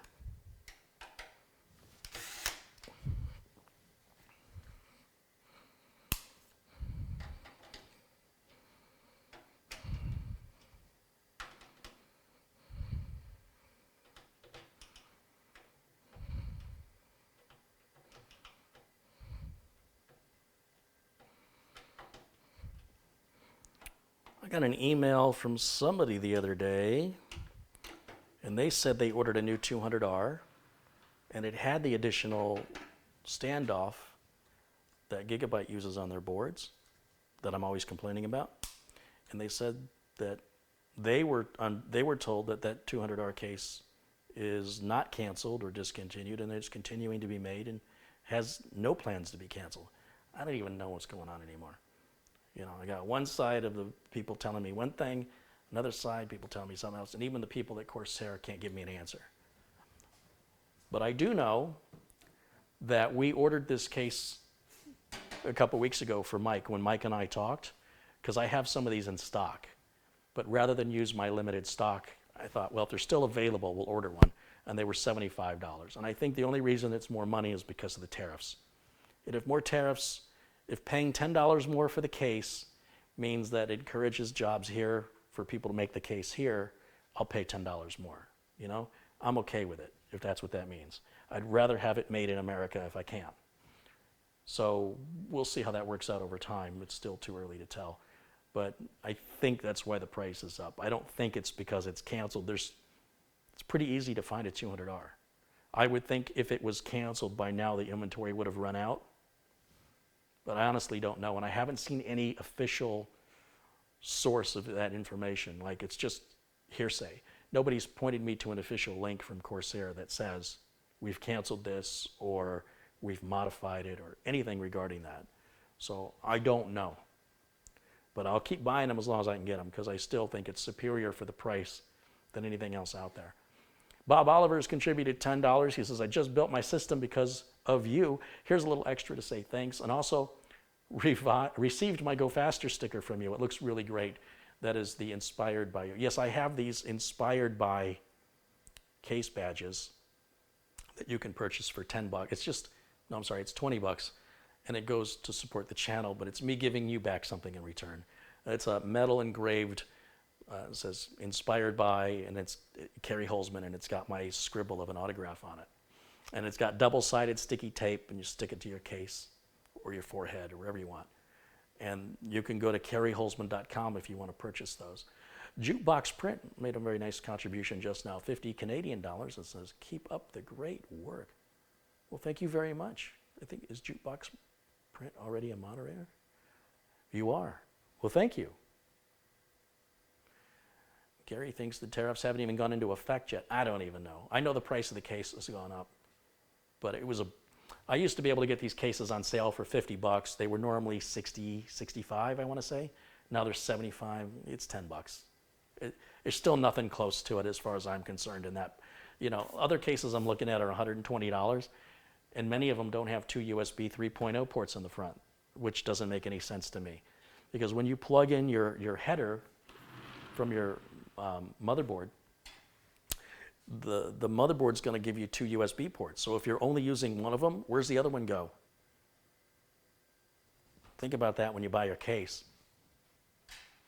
So if you've got one USB 3 and one USB 2, what I'm telling you is the connector that powers two of them, and the connector that powers the other one, if one's USB, and these are both USB 3. So it uses one connector and it powers both of these.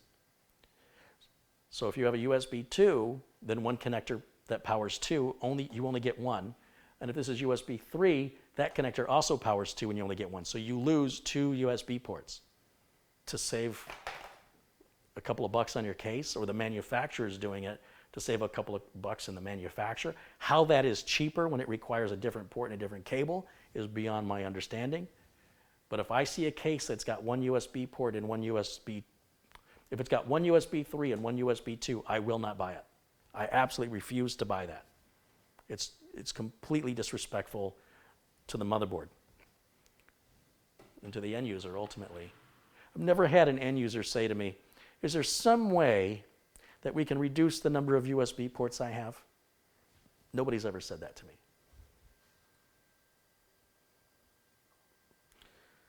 Glenn says, did you say those Corsair cases are being discontinued?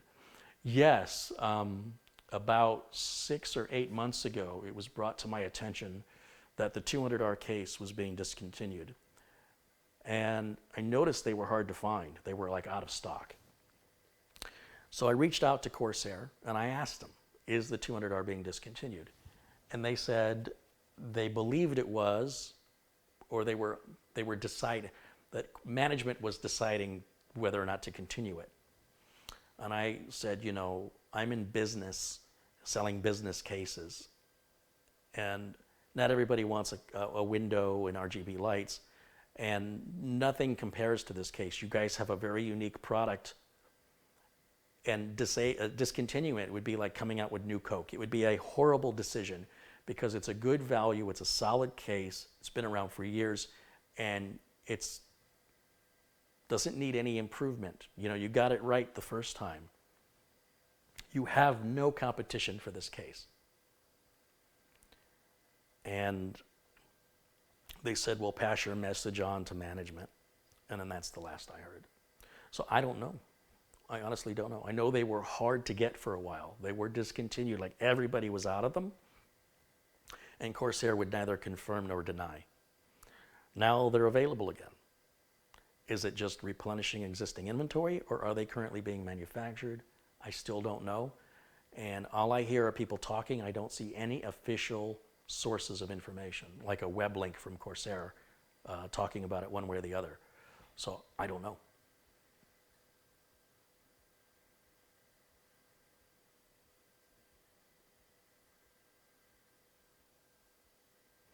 Maybe Carey caused a high demand for it. Well, I hope so. Look, I'm telling you, it's a bargain. If you price other cases, go look at other manufacturers' cases. See what they're made from. Notice that we have 4 3.5-inch drive bays. How many do you have? We have 4 2.5-inch drive bays. How many do you have? None of these drive bays require any tools or rails. You just slide the drive in and it locks into place for both 2.5-inch and 3.5-inch. No tools are required. The only thing that could improve this case would be if they made it about 1.5 inches taller so you could get a liquid cooler up here. The only liquid cooler you can use here is just like a 140 millimeter liquid cooler, you know, a small one. You can replace this fan, put the radiator and fan there. That's the only liquid cooler. Or like that Liquid Maker 92, which is a liquid cooler and radiator that's on a traditional CPU heatsink, which is a very unique cooler.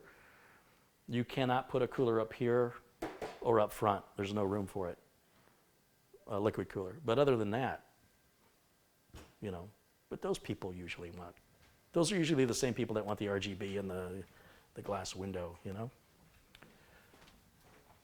I'm thinking I need to get one of those plastic standoffs, so I should do that now.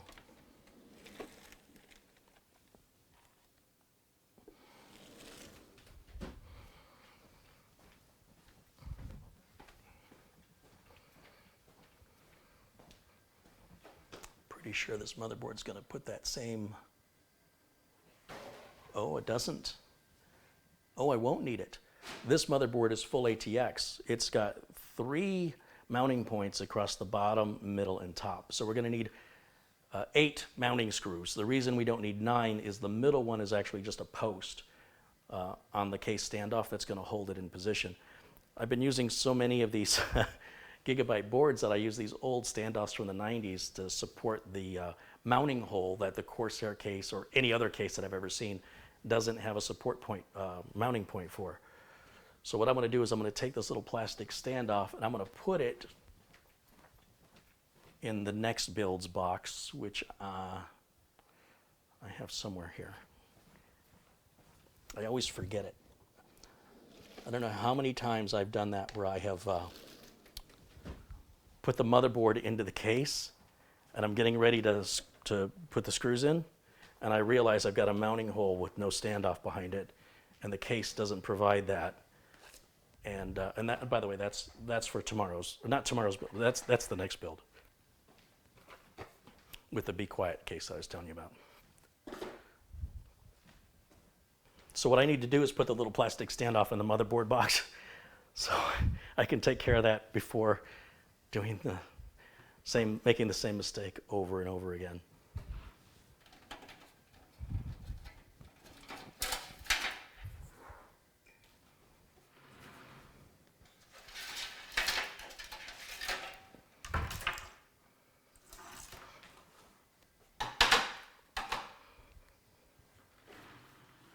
So to mount the motherboard, I have to lay the case flat. It's a difficult thing to film. Even when Mitch is here, we have a difficult time filming it because it's dark.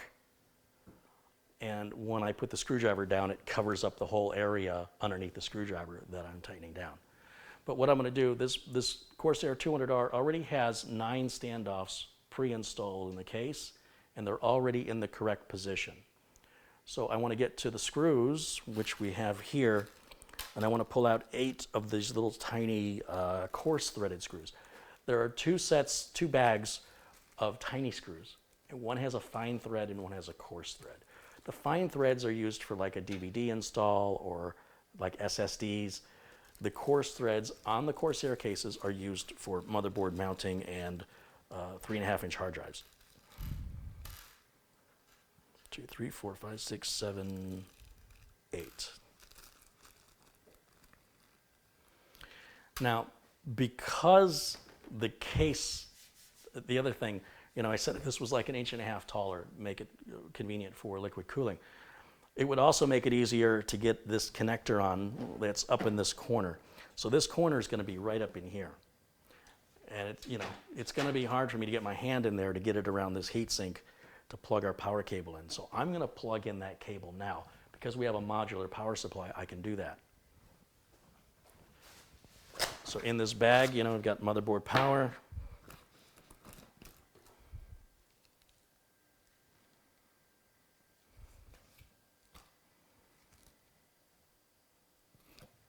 Somebody emailed me the other day and said they got a new EVGA power supply and it doesn't have a lot of power supply manufacturers, they split off the 4-pin and the 20-pin, and they said it's all one connector now. But I don't believe it is.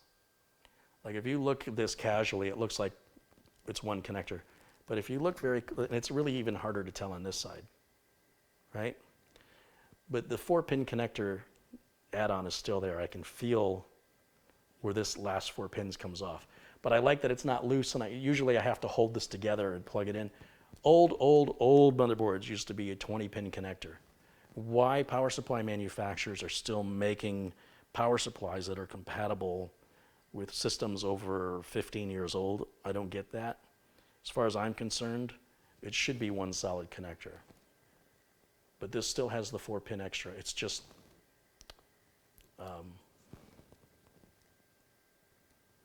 maybe not. Maybe it doesn't come off. Or maybe you have to snap it.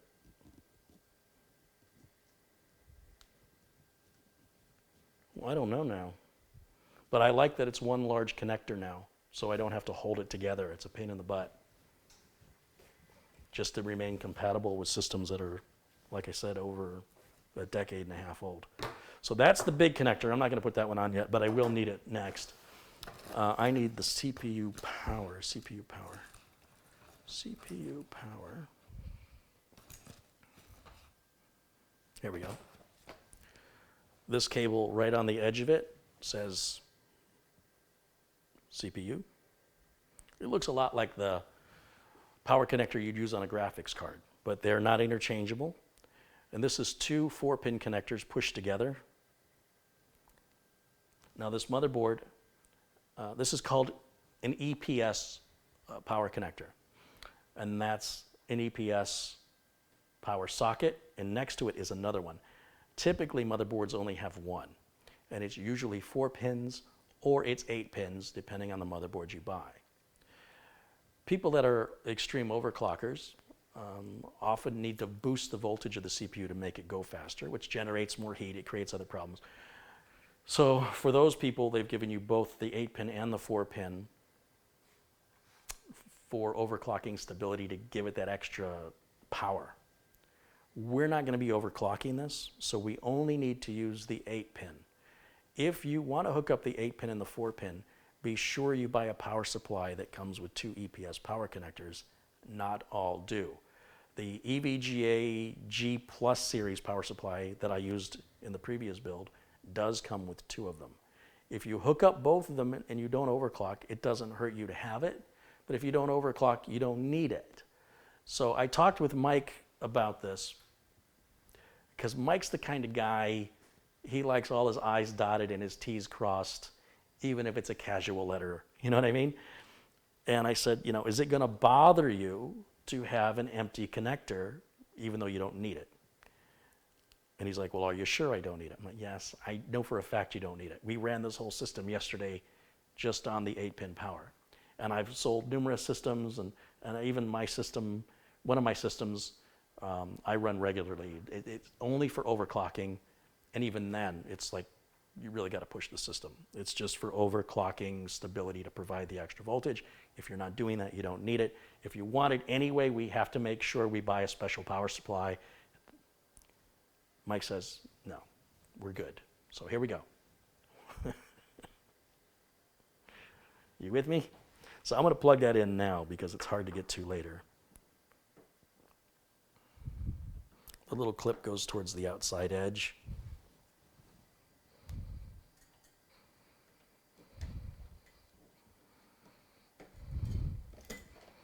There it is. And I'm going to double check. I don't think this power supply has another CPU connector. It'll say CPU right on the edge if it has another one. If it has it, we'll use it. And it has it. Look at that. Okay. Hey, I was prepping because I didn't know. We don't need it, but we're going to use it anyway because we have one. It's very unusual to get a power supply with 2 EPS power connectors, but this does have it. The expression, better to have it and not need it than to need it and not have it, because otherwise this cable is going to sit in a bag and never ever be used. I wouldn't go out of my way to acquire one. And I just realized this probably isn't going to fit through the case.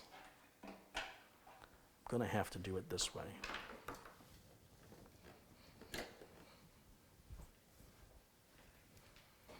Run that up through here first.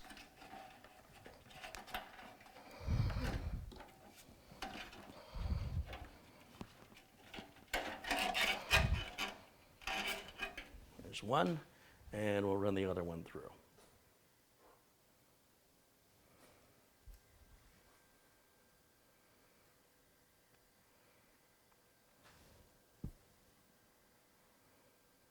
Mean GR says, I can send you a photo. It's a 24-pin continuous plug.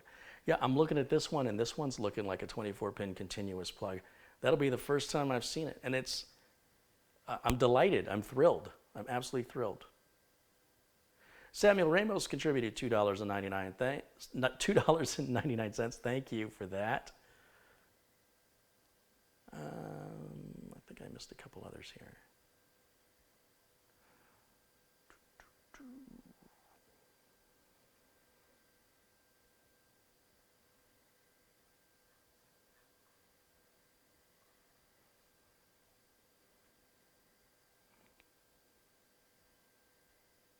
Samuel Ramos contributed $4.99 and says, here's a little something to help out with the channel. Happy holidays, Carey. Hey, thank you, Samuel. Happy holidays to you, of course. I think I got everybody caught up now. Okay, so anyway, let me go back to putting this one through. This one we're going to have to split on the, I keep walking back and forth. On this connector, it looks like one connector, but it pulls apart. That's why I'm saying on some of these it might look like one connector, but I keep looking at this other one, this first one I pulled out, and I don't see where the 4-pin splits off. So maybe that's a new trend. I can see there's some lines on one side, but they're not on the other side. So maybe they're starting to make these 24-pin connectors solid now, and you were just the first one to bring it to my attention. And coincidentally, this is the first one I've ever seen that appears to not have, like if you look at the other side, there's no line of separation from the 4-pin side, whether it's on this side or the other side. It appears to be one solid connector. I thought that day would never come. I think I'm going to cry. I'm so happy.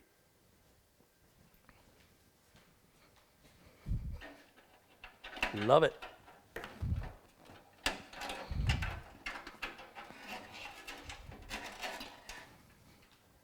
You know, I have to understand, I get emails all the time from people that are like, I don't know, some of these people are like from outer space. I don't know what's going on. And they make completely false statements. And I've learned to be very skeptical when somebody tells me something that goes against my experience. You know, like Corsair stopped making the 200R. Did they? I don't know where their source of information was. And if you don't provide me an official link, I'm sort of like, I don't know to believe you or not. Don't take it personally. You have to understand the deluge of false information I get regularly. But there's always factual information in there. I just can't tell them apart. So again, don't take that personally. So understand my skepticism. When you said it didn't come up, I'm like, he just doesn't see it. And now I'm looking at one and I'm like, oh, looks like he's right. So well done.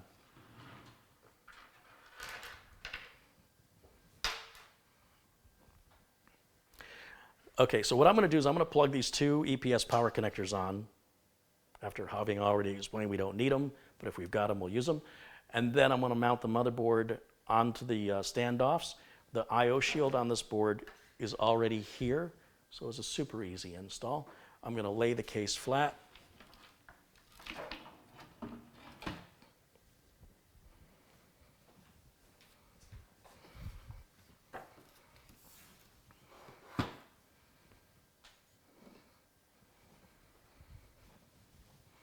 You see I'm holding the board by the heat sink, so we don't have to worry about any anti-static discharge occurring.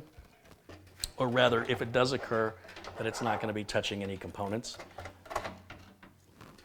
And I've got to figure out a way to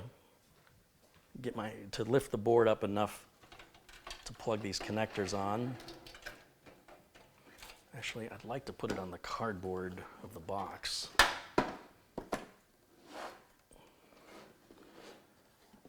And I know this is something that's just, it's hard for me to show it to you, but it's also hard for me to do. This is where Mitch would earn his money, where he would earn his nickel. if he's still in there. So I'm going to put on that little 4-pin connector first. Gotta have more slack. Oh, you know what? I'm going to grab a nylon zip tie and tie that back now, because getting to it later will be darn near impossible. So let's just tie that back right now.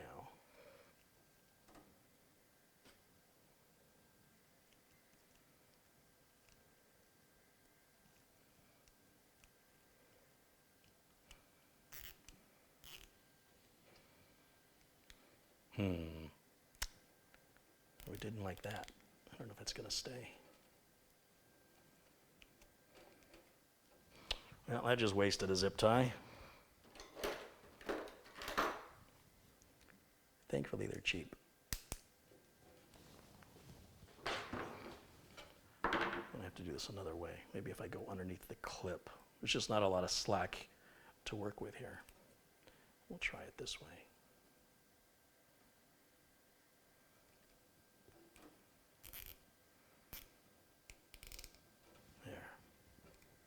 Yeah, that's the ticket. Oh, was my John Lovett's coming out? All right, now let me plug that in the board. I need a little more slack.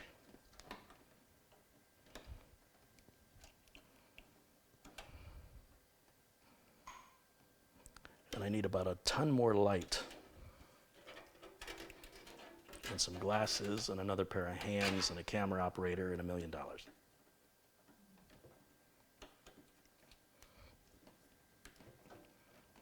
Yeah, look, I did it without all that stuff.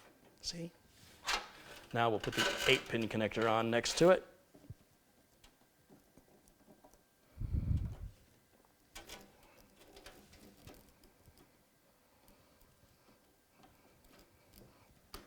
Perfect.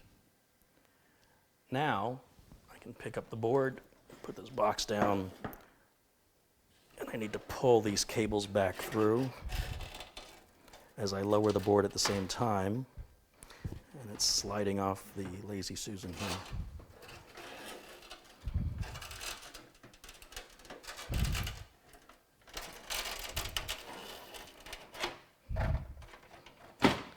This rear fan, make sure the cable's out of your way. Move that out of the way.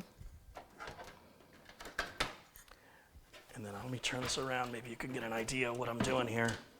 Somebody ought to. And there's a rectangular cutout here, and I need this I/O shield to fit in there, and I need that middle standoff, which has a post, to go through the center hole on the board, and it'll hold it in position for us. While I'm also making sure I'm pulling away any slack on these cables. That'll prevent the motherboard from sitting flat, and making sure that the fan cable that powers this fan doesn't get caught underneath the motherboard or otherwise make the motherboard installation difficult, requiring us to pull the board back out, free up the cable, put it back in again. Trying to do it right the first time, I can't emphasize how much more pleasurable that is. So let me just make some adjustments here on the board, see if we can get that to line up correctly here. And that's it, it's seated down. Fan cable is free, these cables are good. Now I'm going to use my screwdriver to put these 8 screws in. The screwdriver's got a torque setting of 3. Now, if you're a novice builder, you should be turning these screws by hand. It's okay to use an electric screwdriver to take screws out, but it's very easy to cross-thread, over-tighten, or otherwise damage the screw head because you just want to be lazy. Oh, and I just spit all over everything. That was lovely, Carey. You'll also hear me tightening these screws down. I don't normally recommend doing that. You want to get them all started, but you want to be able to wiggle the board as needed to get all of the standoffs to line up correctly with the mounting holes. But this board is sitting in here really well. I think everything's lining up perfectly. But that overconfidence is usually where I embarrass myself. Well, let's see, how's today going to be?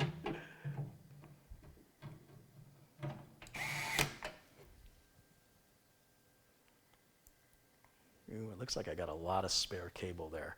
So what I'm going to do, I've got enough I can pick the case up, and maybe you guys can get a better idea of what I'm doing here. Pick that up. and I want to pull any slack up through here. Oh yeah, okay. I was thinking it was, I was thinking there was extra cable up there, but I was looking at the fan cable.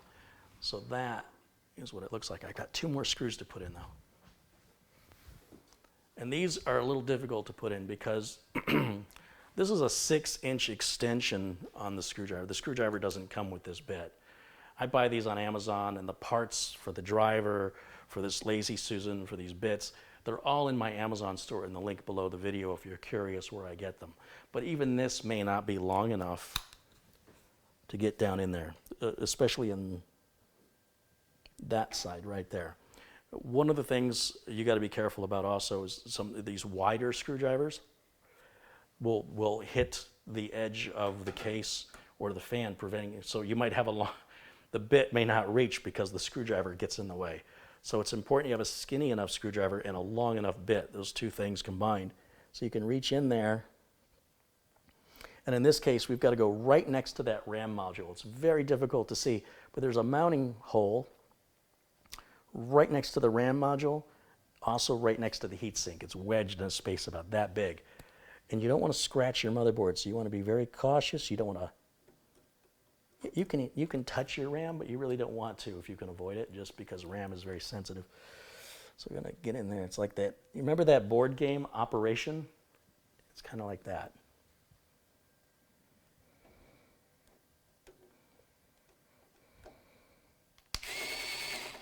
And I can't see anything because it's profoundly dark, and I don't have my glasses on, which also help me see things that are really tiny.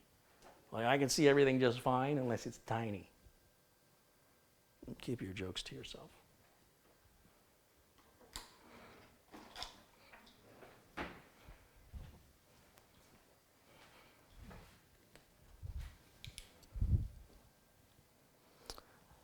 Okay, one of the reasons I'm having a hard time seeing it is the power cable to the CPU fan is right over it. So I need to temporarily move it out of my way. Get the screwdriver to line up. What a difference when I can see. I know you can't, but you know.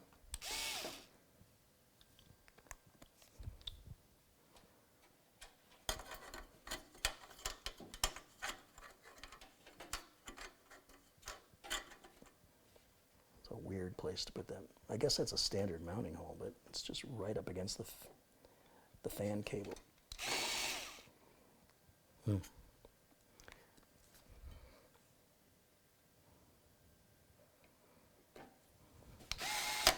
Yeah. How you like me now?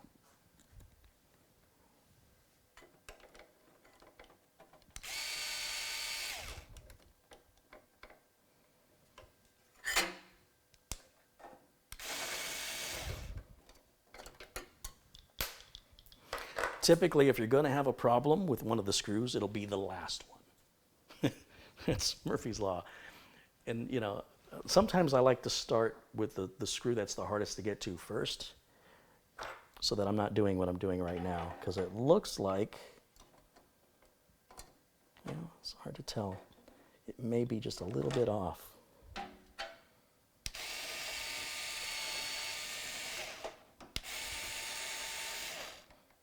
Yeah, it's just a tiny bit.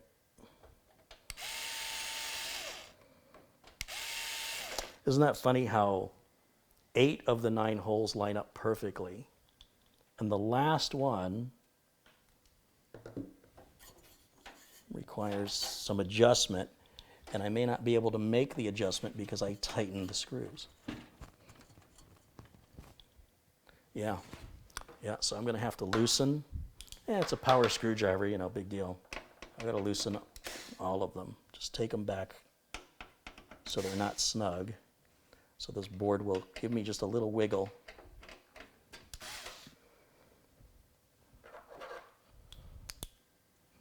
I knew it was too good. It was too easy.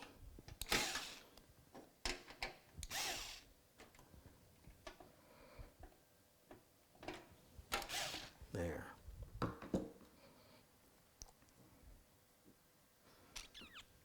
And I got to set the case back down because I got to push on the board. I have to push the board this way.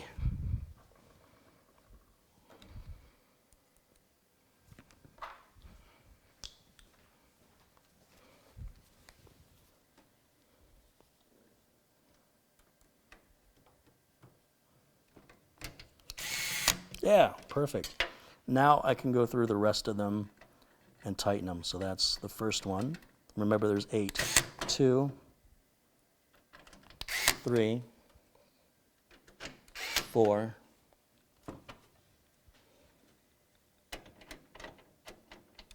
5, 6, 7, 8. Boom.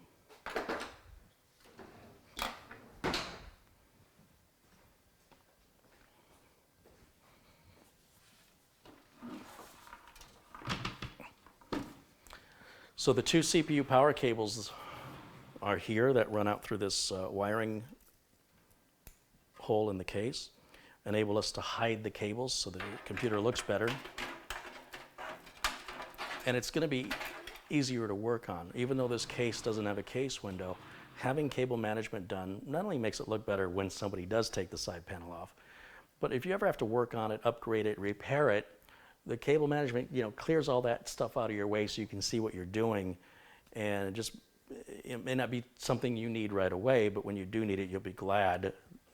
Also, because this is a modular power supply, if Mike were to have a situation where the power supply needs to be replaced, he can remove all the cables from the power supply and get the exact same power supply, whether it's in warranty or whatever, and then plug the cables right back on without having to unplug everything. You know what I mean? He won't have to redo any of the management. All the same plugs will go in the same places. Super easy, super, super easy. So there's a few benefits to the modular power supply. One of the negatives is that people often misplace their extra cables, and when it comes time to upgrade them, they don't know where their cables are. But on the plus side, you can always go on Amazon and order cables or contact the manufacturer. It just means the job is going to have to be rescheduled until the part comes in. So I'm going to emphasize to Mike when he gets this that he better put this box away, because it also contains that little teeny tiny M.2 screw and standoff that are required if he ever wants to put another M.2 drive in here, and I suspect he will. And I suspect he's going to be angry because he's not going to know where he's going to say, Carey, this is why I don't do this. I'm already forecasting that. But hopefully, I don't know. Mike may still have the box I gave him from the prior build. It just happens to me so often. I'm already prepared for it. I could take the standoff and screw and just put it in there on the board, but I'll think about it. On the back of the power supply, these 2 connectors right down here at the very bottom are for the CPU power cable. It doesn't matter which one plugs in where.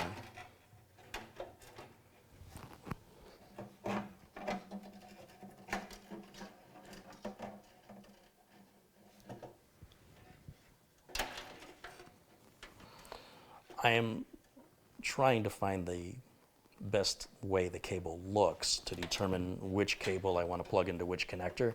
Technically, they both are exactly the same, but what I'm looking at is I don't want these cables. You see one cable's kind of on the outside and one's on the inside, and you see how they just crossed? That's exactly what I was trying to avoid, is these cables crossing like that.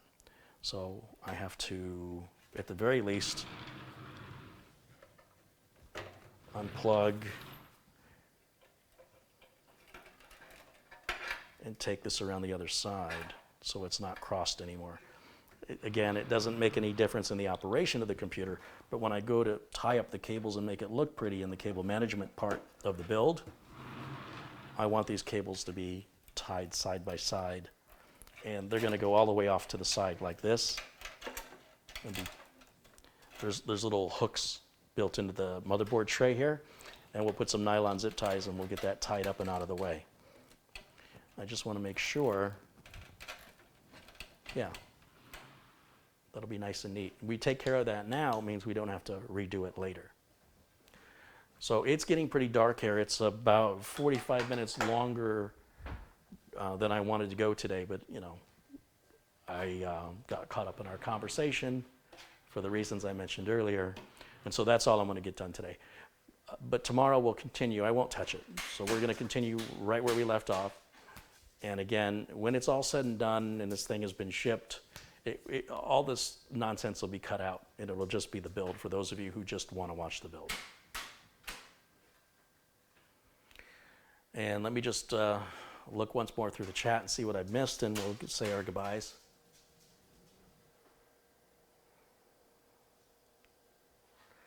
John says, only thing is if the M.2 gets is longer or shorter.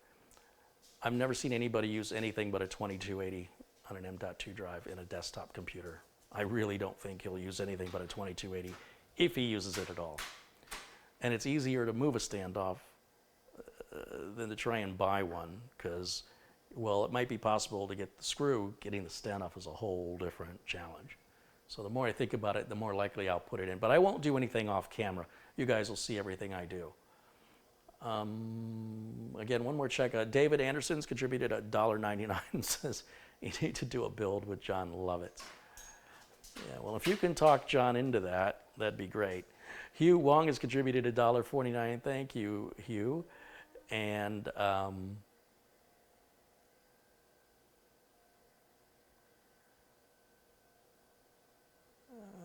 think that's going to catch me. Oh no, Reverend John O'Toole's contributed $8. He says, posted my Christmas video, ho, ho, ho. Right on. Thank you, Johnny. Paul Wright, Gabriel Granados, hey guys.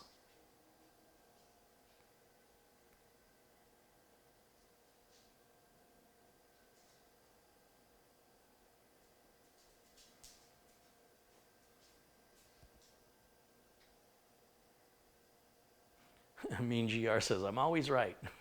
I'll try and keep that in mind. Thanks for letting me know. Nobody ever says that.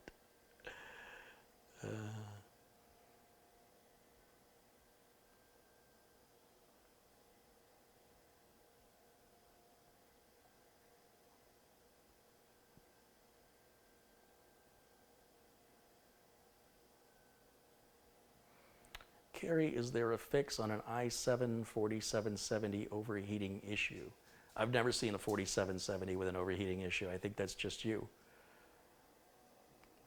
I would say get a Mugen 5, apply your thermal compound the way you see me do it, your problems will be over. If you're overclocking it, all bets are off.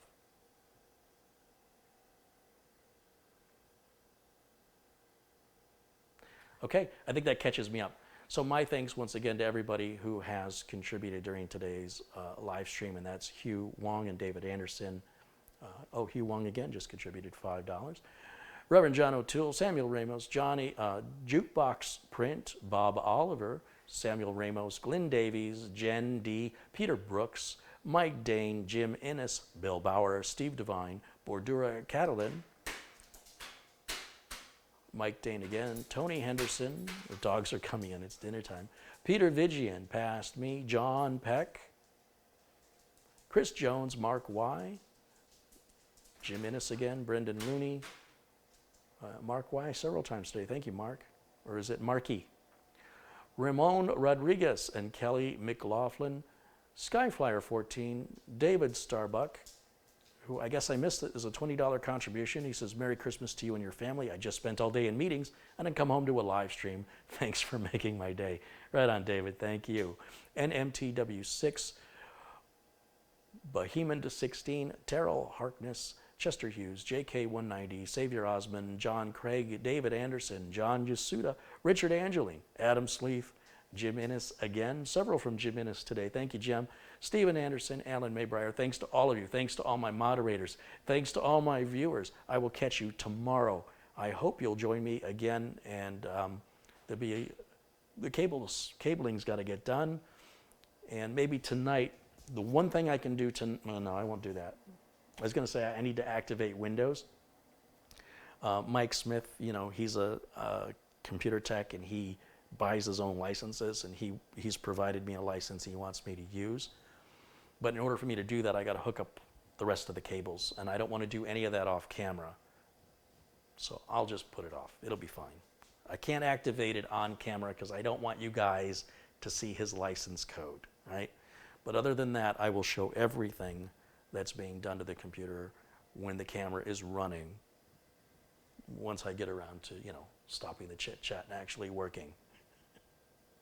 See what happens when you're your own boss? It's just one of those days, man.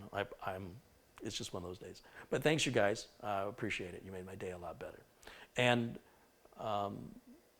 again, thanks to everybody for watching, for contributing and supporting and being supportive. That's going to wrap it up for me today. And I will see you all again very, very soon. Until then, bye for now.